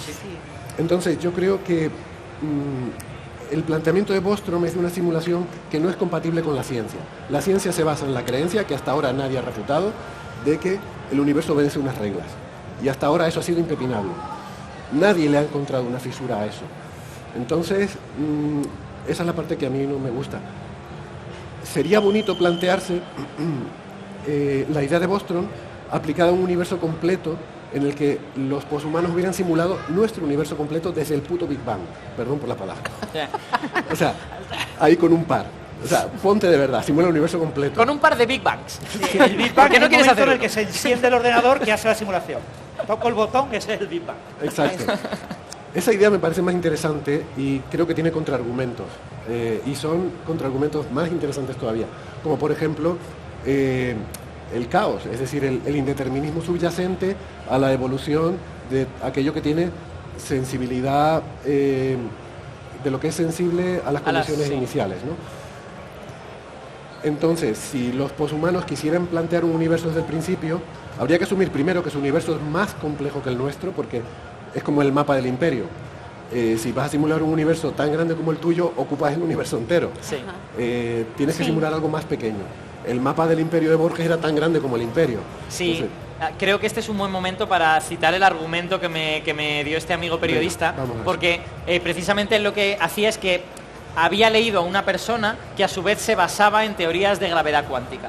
Entonces, en algunas teorías de gravedad cuántica el espacio y el tiempo está cuantizado. Hay un cuanto de espacio mínimo que es lo mínimo que te puedes mover. O bien no te mueves. Llámalo píxel. Exacto. Llámalo píxel. El espacio-tiempo está pixelado en cierta manera. Entonces, Buena esa analogía. persona al ver que el espacio-tiempo está pixelado pensó inmediatamente en un ordenador y dijo, bueno, si alguien quisiera simular nuestra realidad, lógicamente la partiría en un grid, la partiría en píxeles y entonces correría la simulación sobre esos píxeles como hacemos nosotros. Exacto. Por lo tanto, si la gravedad cuántica predice esto y eso se demostrará como cierto, ¿no sería un argumento en favor de que podríamos estar en una de estas simulaciones? Sí. La idea es interesante, pero lo malo es que no es falsable científicamente, porque ¿cuál es la diferencia entre que la realidad esté pixelada de verdad y que esté pixelada porque sea una simulación? No hay manera de distinguir una cosa de la otra, ¿no? Bueno. ¿Tú crees que sí? No lo sé. No lo Vale. sé.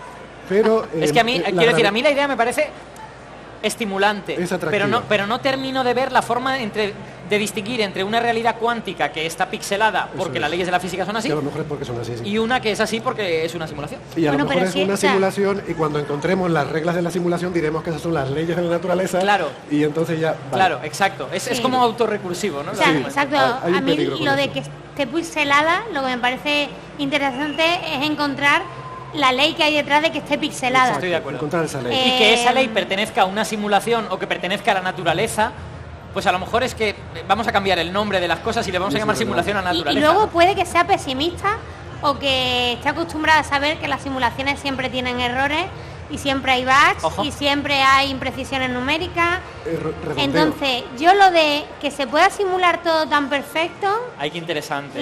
pero puede ser una experiencia propia, ¿vale? Entonces, como lo mismo es que mi incapacidad de hacerlo mejor me predispone a pensar que todas las simulaciones terminan teniendo cositas que descubres que por ahí no van bien O los sea, que tiros.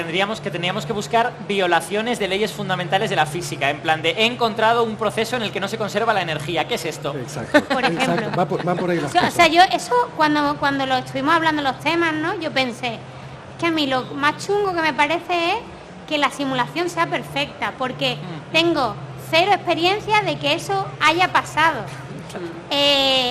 Ya no solamente de que tengas suficientes decimales para, es que ahí entra el caos. Y entra el caos en ecuaciones numéricas súper sencillitas. Si quiero simular algo más chungo, no va a entrar ahí el caos. Y Pero- luego pero- los errores de por sí. Pero tu simulación se mantiene... Los errores durante- físicos del durante hardware, ¿no? Quieres decir, el hardware no es El real. redondeo, sí. Claro. Tu simulación se mantiene durante un tiempo y luego se termina desestabilizando. Pero hay un tiempo en el que corre bien, ¿no? Puede que no. Por ejemplo, esto fue de mi tesis, pero me hace mucha ilusión, así que lo digo. ¿En tu tesis simulaste la humanidad? No, en mi tesis había unas ecuaciones que tenían un problema matemático de mal puesto.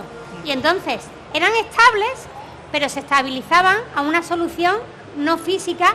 O sea, a otra es como si tenéis dos soluciones, ¿vale? Por culpa de un defecto numérico, digamos. No, por culpa de propiedades matemáticas. El código reflejaba que las mates no estaban bien hechas, ¿vale? Vale. Entonces era como dos soluciones que se acercaban mucho.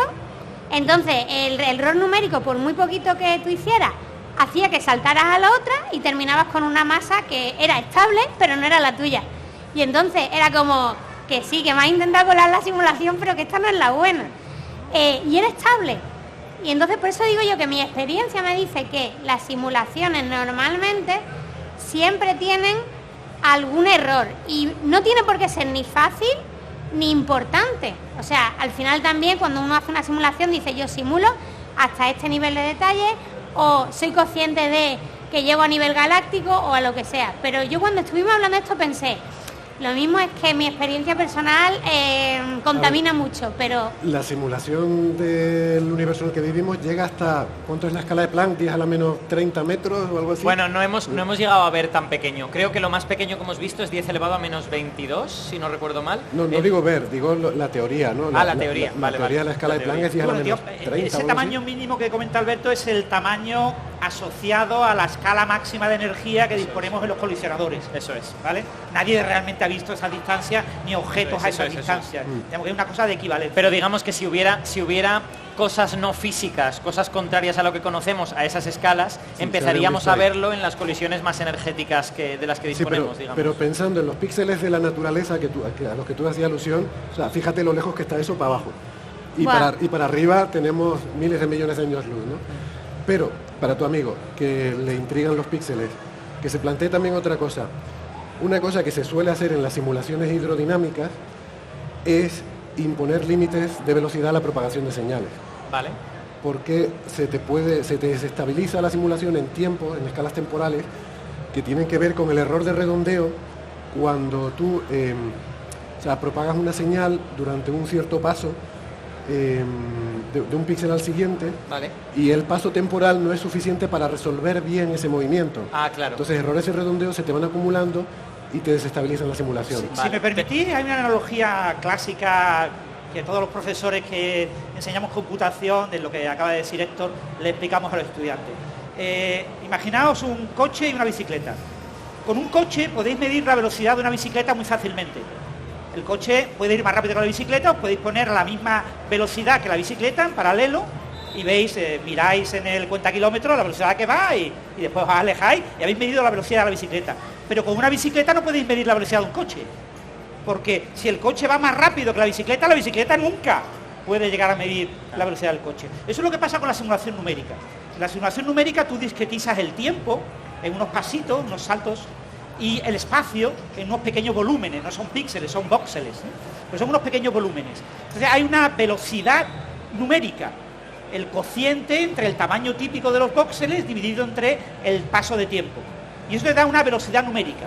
Entonces, si tú tienes una simulación física en la que hay ondas que se propagan, si tu velocidad numérica no es mayor que la máxima velocidad de la simulación, tú vas a tener problemas porque vas a observar de manera incorrecta las altas velocidades y van a aparecer inestabilidades en el método que van a destruir la simulación. Y eso es un resultado que en matemática lo descubrieron Courant, Friedrich and Levy en 1925, sí, cuando todavía no había ordenadores. ¿Vale? O sea, esto es algo muy intrínseco y muy básico al concepto de discretizar. Y todos los que simulamos pues tenemos que tenerlo en cuenta. Tú tienes que limitar la máxima velocidad de lo que pretendes simular para poderlo simular correctamente.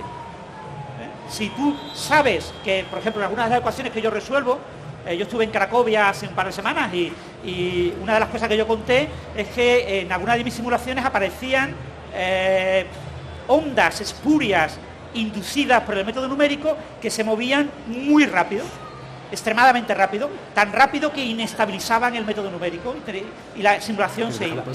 Y luego, Francis, puedes hacer algunos truquitos para curar eso, pero sabes que estás cometiendo errores numéricos. Entonces, por eso yo digo, incluso aunque la simulación fuera estable, me parece difícil, pero puede que sea mi ignorancia, pensar que no le voy a poder pillar algún error en un momento dado.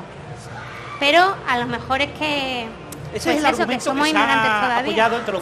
Las ideas de Bostrom han tenido mucho éxito y ha habido muchísima gente que las ha seguido, han sido muy populares, Bostrom es muy famoso y eso ha tenido mucho impacto. El artículo de Bostrom de 2003 ha sido citado más de 1500 veces, ¿no? El artículo más citado de Bostrom no es un artículo, es un libro, el libro de superinteligencia, que ha sido citado, no sé, 6000 veces. Es un libro muy, muy famoso, ¿no? Que plantea la idea de que el progreso tecnológico sin fin en inteligencia artificial conducirá a la existencia de superinteligencias.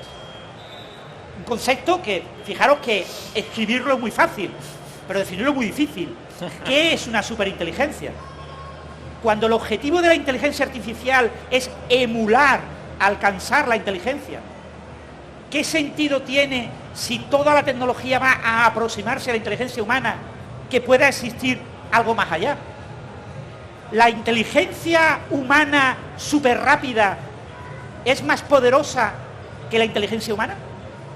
Poder operar de manera inteligente, imaginaros, 1.000.000 de veces más rápido de lo que vuestro encéfalo opera, ¿significa que operando de esa manera se es más inteligente? Eso no está nada claro. Yo, por ejemplo, creo que no, pero es una opinión. Hay gente que cree que sí, los que creen, como Bostrom, en la superinteligencia. Pero podrás hacer más cosas en menos tiempo. Eso cuantitativamente sí te lleva a ser más eficaz, ¿no? Eficaz, sí. Eficaz, sí, ¿no? Eficaz, o sea, te quiero decir, ¿en qué sentido eres más inteligente? Ya, No, ¿vale? O sea, porque otra cuestión es, claro, vas a poder hacer más cosas, dice. Una de las consecuencias de la inteligencia es la creatividad, ¿vale? Entonces, si tú eres más creativo, crearás más cosas. Claro, la pregunta es, si escribes 1.000.000 de veces un libro, ¿vas a poder hacer el Quijote, sí o no? Esa es la pregunta, Si ¿no? vas a escribir Buen 1.000.000 de libros, o vas a escribir 1.000.000.000 de libros, pero ¿en qué sentido esos libros van a ser tan interesantes, tan atractivos y van a reflejar también una realidad en un cierto tiempo de una humanidad? De hecho, no hace falta ser inteligente para escribir el Quijote, porque podría está en la biblioteca de Borges. Es decir, un algoritmo sencillo puede escribir el Quijote. Va a tardar mucho tiempo, pero es cuestión de tiempo. Sí, Bueno, una de las ideas lo comentaba Isa, ¿no? El tema. Claro, estas consecuencias del simulacionismo ha tenido implicaciones en física. Hay físicos que han tratado de ver si es factible o no, si las leyes de la entropía permiten que el universo esté simulado o no, y han planteado cómo podríamos detectarlo con experimentos. ¿Cómo yo puedo hacer experimentos que detecten que estamos en una simulación? Y lo que esos físicos han hecho es lo que hacen las hermanas Wachowski, esta que se llame, en la película Matrix, el tema de los déjà vu, ¿no? Los errores. Es decir, aparecerán errores en los experimentos. Si yo hago experimentos cuánticos y en algún experimento cuántico algunas de las leyes de la física cuántica se incumple, eso se puede interpretar. Por un lado, la física cuántica está mal, por otro lado, somos una simulación. Bueno, Y o algún tiene que haber- error de observación, ¿no? Que hay que también tenerlo por Claro, ahí con claro. cierta prudencia. Pero, Obviamente, eso tiene que estar pero por ahí, avalado por ahí. y repetido, la replicado. diferencia es etcétera. que sea replicable o no, exactamente. Exacto. Nos quedamos sin tiempo. O sea, a mí esto ha sido la mitad de la discusión porque me quedaba... Nos quedamos sin tiempo porque los que han hecho esta simulación han dicho que tiene que durar 2 horas, ¿no? Efectivamente. Estaba... Bueno, porque la memoria del ordenador no da para más. Claro, es que es eso. Es un problema de RAM siempre. Temas interesantes que nos quedan pendientes, quizás para un próximo episodio, son esto que estamos hablando ahora. ¿Qué cosas intrigantes tiene la física que podrían sugerir? Por ejemplo, estos píxeles, este límite de velocidad. Yo lo he querido dejar caer ahí un poco para, ¿no?, como generar el hype. ¿No? Esto son cosas que pueden sugerir que vimos en una simulación. Más debatible el tema de las leyes de la mecánica cuántica, el papel del observador. Hay gente, yo creo que no, eso lo podemos debatir. Hay gente que considera que eso de que un sistema no está definido hasta que es observado, sino que está en superposición, es una forma de, como decía Francis para la película, solo voy a simular lo que se ve y lo que no se ve no lo simulo. Yo creo que es al contrario, porque es más complicado mantener todas las superposiciones y todas las posibles interacciones, pero bueno, ya lo discutiremos. Y otro bloque que es las propuestas de experimentos que hay. Hay un par de experimentitos propuestos que se basan en buscar eso, en buscar un pixelado. ¿Qué efecto tendría que hubiera un pixelado? Porque tú has explicado muy bien, hay una escala mínima, pero no tiene por qué ser regular. No tiene por qué ser una cuadrícula. Claro. Puede ser una espuma cuántica de Sí. espacio y tiempo. De hecho, lo que yo he leído, yo no entiendo esto, pero lo que he leído que dice la gravedad cuántica es que espacio y tiempo se confunden, que pierden su identidad individual a esas escalas. No tanto que sean píxeles, pero bueno, lo que sea. Bueno, yo creo que depende de la teoría a la que le preguntes. O sea, Sí. la teoría paradigmática que propone esta pixelación es Loop Quantum Gravity. Hay otras teorías que lo proponen de forma distinta, ¿no? En teoría de cuerdas aparece de una forma como subrogada debido al tamaño de la cuerda. Claro. O sea, es distinto. Lo que sí es cierto es que si hubiera una retícula regular, eso sí generaría, a escalas tan pequeñas como esos píxeles, generaría roturas de simetría de rotación. Porque básicamente las direcciones de la retícula son privilegiadas. No sé si sabéis además que algunos de los no son experimentos, de las observaciones propuestas para medir propiedades de esta espuma cuántica o de este espacio-tiempo pixelado son cosmológicas. Sí. Porque, claro, si tú no tienes acceso a esta escala tan pequeñita en un laboratorio, bueno, no pasa nada. Dejemos que una cosa se mueva durante 10.000 millones de años luz y a lo mejor empieza a ser sensible a haber pasado por no sé cuántos miles de millones de píxeles estos. O que un rayo cósmico superenergético de no sé cuántos chorrocientos tal Eso me es. traiga información sobre el medio por el que se ha propagado, ¿no? Porque, Entonces, claro, igual al final las primeras evidencias que tenemos de esta gravedad cuántica no vienen de experimentos en física de partículas, sino que vienen de... pues todo este tipo de cosas en nuestra Las próxima comentaremos discusión. en otro episodio. También en hay el que próximo episodio. recordar que hay una interpretación Interesante. de la mecánica cuántica basada en el simulacionismo. Ajá. La idea de que cosas como el entrelazamiento cuántico, el hecho de que separas dos partículas, las mides y están correlacionadas, que esas correlaciones pueden tener su origen en que el universo es simulado. Y entonces serían como técnicas de optimización en la simulación, con objeto de optimizar y reducir el número de recursos. Se introducen una serie de correlaciones más allá de lo clásico, que son las que observamos en la física cuántica. Pero eso lo comentaremos en otro programa, ¿no? En el próximo programa. Bueno, esto Quería va a apuntar dar, una va a dar cosa. para más... Esto va a dar para Va a más dar Quiero cosas. contar para una más hilo. cosa muy breve en cuanto a, ya dejo a Alberto hablar, en cuanto No, a no, que va. la inteligencia. Me ha parecido muy interesante lo que decía Francis, ¿no? El hecho de que podamos hacer más operaciones en menos tiempo, que hace más eficaz, pero no más inteligente. Y en cuanto a la creatividad, porque cognitivamente, cuando trabajamos en clase el desarrollo cognitivo de los niños para aprender lenguas o para adquirir lengua, la creatividad no es solo crear, sino resolución de problemas. El saber cómo, siempre ponemos en clase el ejemplo del perrillo que tiene un palo y sale por la puerta y el palo lo tiene en posición horizontal y no puede salir, se queda y se muere de asco o le da la vuelta, ¿no? Pues dentro del proceso de adquisición del lenguaje se fomenta más la resolución de problemas que la creación. Entonces, eso quería contar eso, que más dentro de la creatividad. Claro, es que son diferentes métricas de Eso qué es es. lo que significa ser inteligente, Eso ¿no? Y es. como Es no que- hay un consenso en ese Exacto. sentido... El problema de la definición, ¿no? Claro. Yo quiero ver a alguien definir lo que es crear, porque eso me lo van a tener que explicar Eso bien. no existe. Ya, Todo lo sí. que vayas a definir vas a darte cuenta de que no existe, porque no lo puedes definir. Claro. Siempre te faltará algo. Y aquí Gastón diría, efectivamente, Bueno, Wittgenstein. cuando hablamos a principio de temporada de la consciencia, estaba el mismo problema, ¿no? Exacto. Gente tratando de ver si una Imposible. IA tiene cualidades atribuibles a la consciencia o no, tiene el problema de no saber cuáles son las cualidades Es atribuibles verdad. a la conciencia. Claro. Pero con lo de Data crear... sí la tiene. ¿Cómo? Data sí tiene conciencia, ahí lo dejo. El que lo Data, sabe lo dice. entiende. Sí, la creatividad artificial es otra de las grandes cuestiones que está ahí pendiente, ¿no? Los humanos tendemos a pensar que la creatividad artificial no es creatividad, no es tan buena como la nuestra. Hay muchos ejemplos, hay un ejemplo muy famoso de la Universidad de Málaga, un compañero, Paco Vico, desarrollaron un software que aprendió toda la música, desde el Renacimiento hasta la actualidad, todos los estilos musicales, y era una máquina, bueno, eran varios ordenadores metidos dentro de una especie de caja, así se llama IAMUS, y permitía desarrollar una obra nueva de cualquier estilo musical. Ajá. Pero claro, se le pidió a la máquina que hiciera una obra del nuevo estilo musical del futuro que venía a partir de todo lo que había aprendido.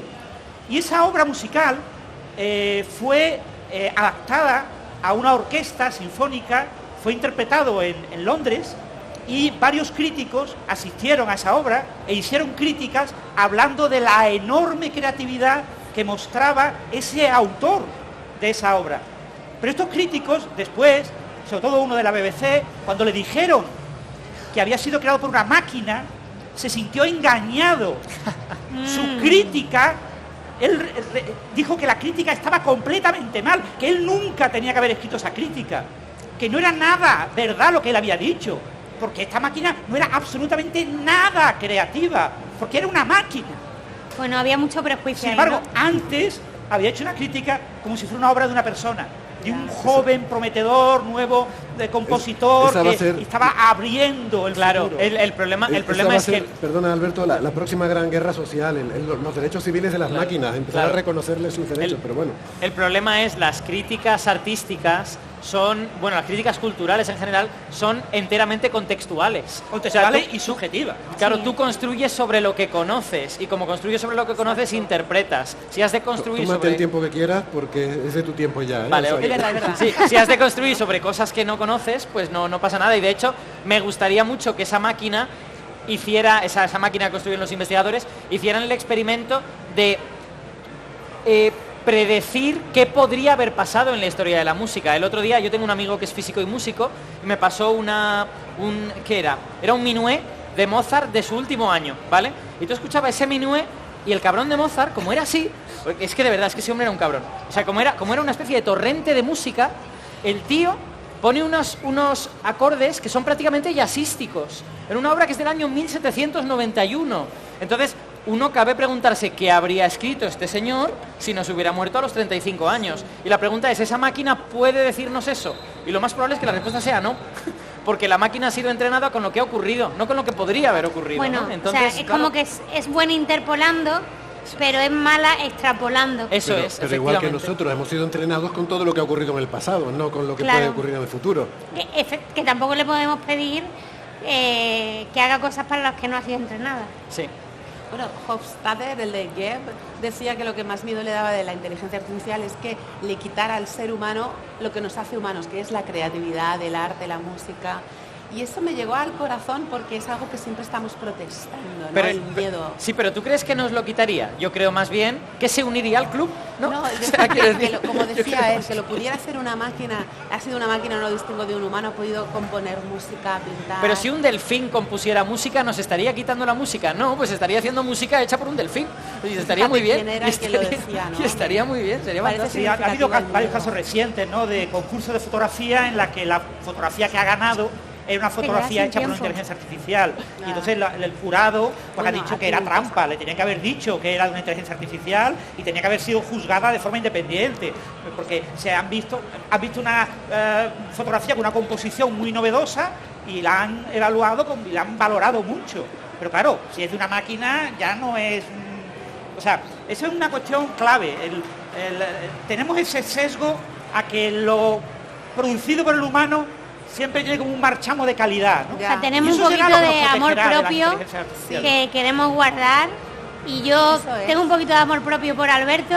Y venga, Alberto, que Vamos lo a Venga, veas. ver. habla de Hablando de qué significa ser humano, precisamente Exactamente. me alegro de que estemos hablando de esta cuestión, porque precisamente quiero hablaros de este artículo que ha escrito, a ver, voy a citarles correctamente, el número de autores es muy alto. Sí, pero cítame a Arzuaga porque voy a estar con él la semana que viene. Vale, de acuerdo. La autora... Bueno, la semana que viene, pero para nuestros oyentes en el futuro Ja. será Sería el hace pasado. 3 semanas, en el pasado. La O sea, autora vamos a principal- violar aquí un poco la Eso causalidad. es. La autora principal es Mercedes Conde Valverde, que es de la Universidad de Alcalá, ¿vale? Pero hay un grupo muy grande de gente que incluye a Juan Luis Arzuaga, efectivamente, e incluye a Valentín Villaverde, que es de aquí de la Universidad de Valencia, es este experto en neandertales Un que os digo. abrazo. Bueno, este artículo es muy interesante. No es un artículo publicado en una revista top, está publicado en Science Advances. Los que lo hayáis visto citado en los medios, habréis escuchado que han dicho publicado en Science. Es lo de siempre, es una revista del grupo Science, pero no es Science. Bueno, pero es Y una buena revista. es una buena revista, pero no es... Hay revistas mejores de paleoantropología que esta. Y yo entiendo por qué está publicado en Science Advances. Pero esta es interdisciplinar, o sea, que eso quiere decir que, Sí, sí. que es un resultado de impacto. Que a mí me A parece lo un mejor buen... es el impacto, ¿no? Lo que se valora en esa revista. A ver, bueno, ahora lo explico y, Bueno, y te valoramos, dejamos si está publicada Si bien me o está permitís, publicada mal. Science hay una asociación sin ánimo de lucro que es la responsable de la edición de la revista Science. Esa asociación tiene 6 revistas, una de ellas es Science Advances. Science Advances es la única de publicación en abierto. Sí. Todos los artículos son de pago por publicar. La idea de la creación de Science Advances es, si tú envías un artículo a Science y te lo rechazan, te ofrecen publicarlo en Science Advances. Entonces los informes de los revisores son los mismos y la publicación es automática. Te lo han rechazado para Science, lo tienes aceptado seguro en Science Advances, previo pago. Sí. Hay gente que envía artículos directamente a Science Advances. Science Advances no tiene limitación de artículos. Puede publicar al mes tantos artículos como sean necesarios. Con lo que es una revista que es muy grande y genera una enorme cantidad de dinero para sostener a esta organización sin ánimo de lucro. Vamos con el resultado. Yo lo que quiero dejar claro en esta glosa del artículo que voy a hacer es las limitaciones que tiene. Porque quiero decir, los titulares son extraordinarios, lo ha dicho Héctor antes, los titulares son: se descubre un individuo neandertal con síndrome de Down que sobrevivió hasta los 6 años y por lo tanto se deduce que había cuidados entre los neandertales que permitían que esto sucediera y por lo tanto descubrimos que algo que consideramos que es muy humano, como es el cuidado de nuestros amigos y familiares, se extiende a los neandertales. Ese titular no es erróneo, pero es un titular que cuando entiendes bien el artículo te das cuenta de las limitaciones que tiene y creo que eso es lo importante para explicar, ¿vale? Y creo que es la razón por la que está en Science Advances. Entonces, lo que se ha analizado aquí es un resto óseo encontrado en la Cova Negra, en Xàtiva, ¿vale? Que es un yacimiento que tiene mucha tradición de tener restos neandertales y también restos de Homo sapiens, ¿vale? Este en particular se encontró en el año 89, pero se ha reinterpretado ahora porque estaba metido dentro de una caja, pero de un catálogo, que se había interpretado como restos animales. Y ahora se ha vuelto a ver ese catálogo y se ha dicho, ostras, esto no es un resto animal, esto es un resto del género Homo, ¿no? Entonces, para que os lo imaginéis, es un trozo de esta parte de aquí del cráneo. Es un trocito pequeñito de alrededor de la oreja derecha, ¿vale? Y que sea de alrededor de la oreja derecha es muy relevante porque contiene casi todo el oído interno. Y el oído interno tiene mucha información sobre a qué especie perteneces, qué tipo de enfermedades tuviste, y eso les ha permitido escribir este artículo, ¿vale? Muy resumido, ellos han cogido este hueso y lo que han hecho es una versión tridimensional mediante un TAC, mediante escáner CT, que es hacerle muchas radiografías desde muchas perspectivas para tener la reconstrucción, y entonces han podido ver cómo es el oído interno.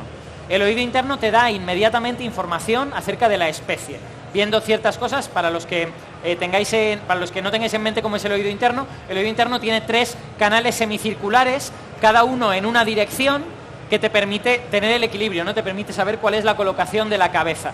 Y luego, aparte de estos 3 canales semicirculares, tiene una parte en espiral, que es la que te permite escuchar y el equilibrio y otras cosas, ¿vale? Entonces, esta parte en espiral es la cóclea y lo otro son los canales semicirculares. Bueno, pues las propiedades geométricas de estas partes te permite distinguir bastante bien entre neandertales y Homo sapiens. De hecho, ellos muestran una gráfica muy bonita en la que, en base a estas propiedades, tienes a todos los neandertales clusterizados a la derecha y a todos los Homo sapiens clusterizados a la izquierda. Hay aquí un punto en que se besan ambos grupos, pero básicamente este está claramente en la parte de los neandertales, ¿vale? Esto es importante porque este resto del año 89, que ahora se está reanalizando, no está en un estrato que se pueda datar bien. Y la separación entre Homo sapiens y neandertal descansa muy a menudo en la datación, porque los neandertales desaparecieron aproximadamente cuando los Homo sapiens llegaron, ¿vale? Entonces, como este no se podía datar bien, esta identificación era muy importante. Entonces, una vez identificado como neandertal, hay que medir la edad. La edad, por fortuna, queda registrada en algunas características físicas también del oído interno, porque a medida que se va desarrollando el oído se van perdiendo unas partes y se van ganando otras. En Homo sapiens, lo que estamos viendo en estos restos correspondería a un niño o niña, no se sabe el sexo, de 5 años. En neandertales no sabemos tanto, pero sospechamos que sería un poquito más. Sospechamos que estaría en 6 o 7 aproximadamente. Con lo cual, bien, tenemos también la edad. ¿Qué es lo importante? Lo importante es que se han encontrado en estas partes del oído interno una serie de anormalidades. Hay una zona que está engrosada, que es demasiado grande. Hay un conducto que comunica 2 de las zonas del oído interno y que no debería estar, que suele corresponder a que esta persona ha tenido una infección en el oído, o bien una cocleitis o bien una otitis, ¿vale? Entonces, todas estas anormalidades, si las interpretas de la forma adecuada, te conducen a deducir que esta persona pudo tener algo similar a lo que hoy llamamos síndrome de Down.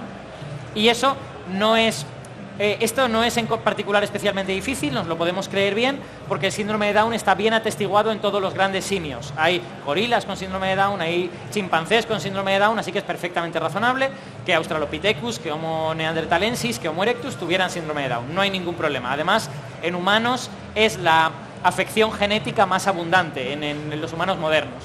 Con lo que, bueno, cabe pensar que, mira, hemos encontrado un neandertal con síndrome de Down. Hasta aquí todas las cosas están bastante razonables. Como veis, es deducir mucho a partir de muy poco, que es algo muy habitual en antropología, ¿no? En realidad tenemos este trocito de aquí, nos habría encantado tener muchas cosas más, ¿no? Para saber, pues, si este neandertal en particular tenía problemas de ambulación, tenía problemas en el andar, como tienen muchos Homo sapiens con síndrome de Down, o si no, nos habría gustado ver el desarrollo de sus dientes, que también es muy sintomático. No tenemos nada de todo eso. Y eso hace que el estudio sea limitado en este sentido. Pero yo creo que lo que es más difícil de interpretar es cómo esto lleva a los cuidados por parte del grupo, ¿no? O sea, esto lo deducimos únicamente del hecho de que sabemos la edad y que podemos comparar con el desarrollo de otros primates con síndrome de Down en entornos naturales. Por ejemplo, en chimpancés tenemos casos de chimpancés con síndrome de Down. Es rarísimo que superen el año de vida. Hay un caso que superó los 2 años de vida, uno, y lo superó porque la madre, ayudada por una de las hermanas, cuidó de esta cría en particular. Pero cuando la hermana dejó de cuidar de esta cría porque tuvo sus propias crías, la cría murió.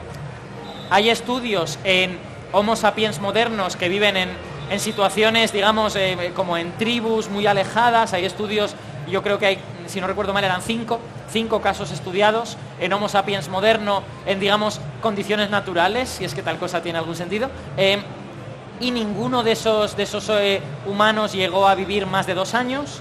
Entonces, comparando los 6-7 años de este neandertal con ese límite máximo que hemos observado, que como veis tiene una estadística muy limitada, porque los chimpancés que hemos estudiado con síndrome de Down son pocos, y los Homo sapiens modernos que no estén en un mundo tecnológico también son pocos.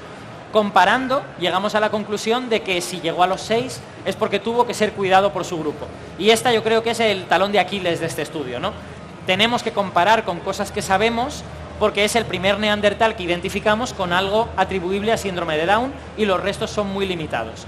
Y yo creo que esa es la razón de que esté en Science Advances y que no esté en Science. Si tuviésemos, digamos, un caso mucho más potente en favor tanto del síndrome de Down como de los cuidados sociales, esto sería un Science de libro. O sea, esto estaría en Science o en Nature sin ningún problema. Entonces, para mí es un artículo importante. Es un artículo que demuestra la importancia de revisar los archivos, sí. Porque a veces en los archivos un pedazo de hueso que te había pasado desapercibido puede tener información relevante, pero también te demuestra el límite, ¿no? Llegas hasta donde llegas. Nos gustaría, idealmente, tener mucha más información del entorno social de estos restos. Lamentablemente, al estar... ¿Crees que sería útil el poder tener una simulación de estos antepasados en su entorno, sí, y poner ahí uno con síndrome de Down y ver cómo interactuaría? Sería extremadamente útil, pero lamentablemente tampoco tenemos eso. No, para mí lo más útil sería tener una buena contextualización. O sea, bueno, quiero decir, sería más útil tener el esqueleto completo, eso sería la leche, pero sin la contextualización tampoco te da esta información sobre el grupo, ¿no? ¿Qué sería tener la contextualización? Sería tener este resto en un estrato muy bien datado que tuviese otros restos neandertales que te permitiese saber cosas de la estructura social de ese grupo. Lamentablemente no tenemos eso. O sea, hay una parte como bastante bien razonada y una segunda parte más de interpretación, ¿no? Exacto, una parte un poquito más, no quiero llamarla especulativa, pero que descansa sobre hipótesis que son razonables, pero que son hipótesis. Y que o sea, al final, cuando tienes falta de datos, lanzas hipótesis, las dejas ahí en vistas a tener más información. Exacto. Y revisarla. Entonces, en mi opinión, ellos defienden un caso muy digno en favor de que esto es así. Y creo que lo que presentan, que es los datos que tenemos, a mí me convencen de que probablemente esta personita neandertal fue cuidada por su grupo. Pero, claro, estaría muy bien tener información de ese grupo. Lamentablemente el estrato es un estrato que ha sido derivado, es un estrato que en un momento dado fue antiguo, pero irrumpió material nuevo. Entonces no podemos contextualizar correctamente esto, y eso es una pena, porque toda la información social está en el contexto. La información social no está en los huesos, está en de qué están rodeados esos huesos, ¿no? Y ese contexto está perdido, lamentablemente.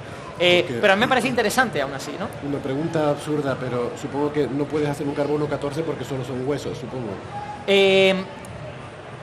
Sí, efectivamente ese es el problema. El problema es, bueno, también... ¿No hay algún resto de...? También es que como sea un neandertal antiguo, este estrato tiene el 70 y tantos % de este estrato es paleolítico medio, y paleolítico medio llega hasta hace 200.000 años.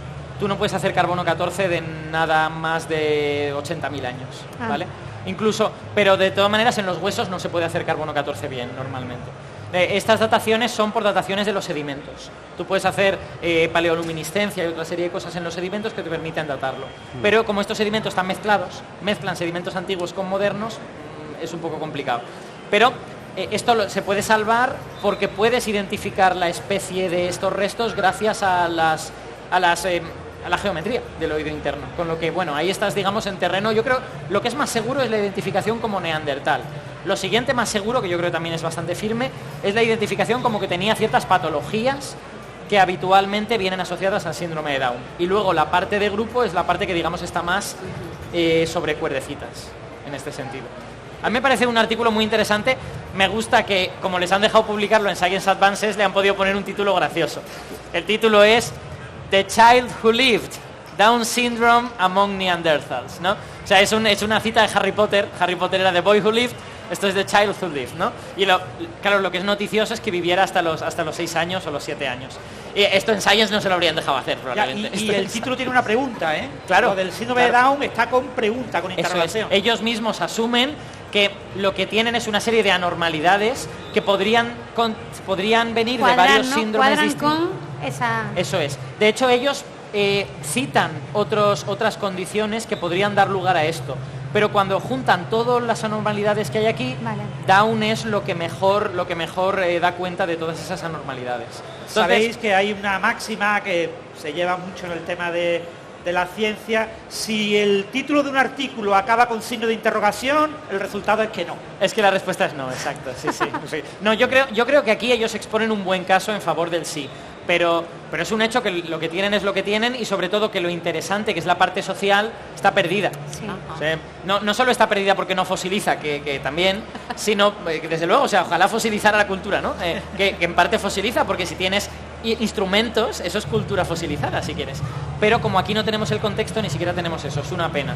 Aún así, a mí me parece que da para pensar, y que hay otros argumentos. El hecho de que en chimpancés se haya visto cuidado de crías con este tipo de problemas hace pensar, pues, que tiene sentido que también en nuestros parientes más cercanos eso pudiera ocurrir.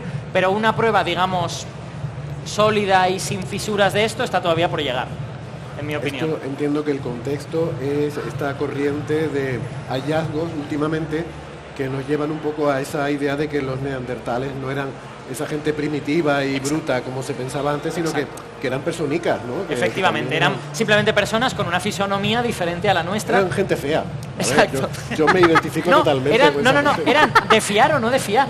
Eran Exacto. igual que nosotros. Es que había neandertales que eran estupendas personas seguramente, y otros que eran malas personas. Sí, no, yo dije fea, por lo de fisonomía. Fea, perdón.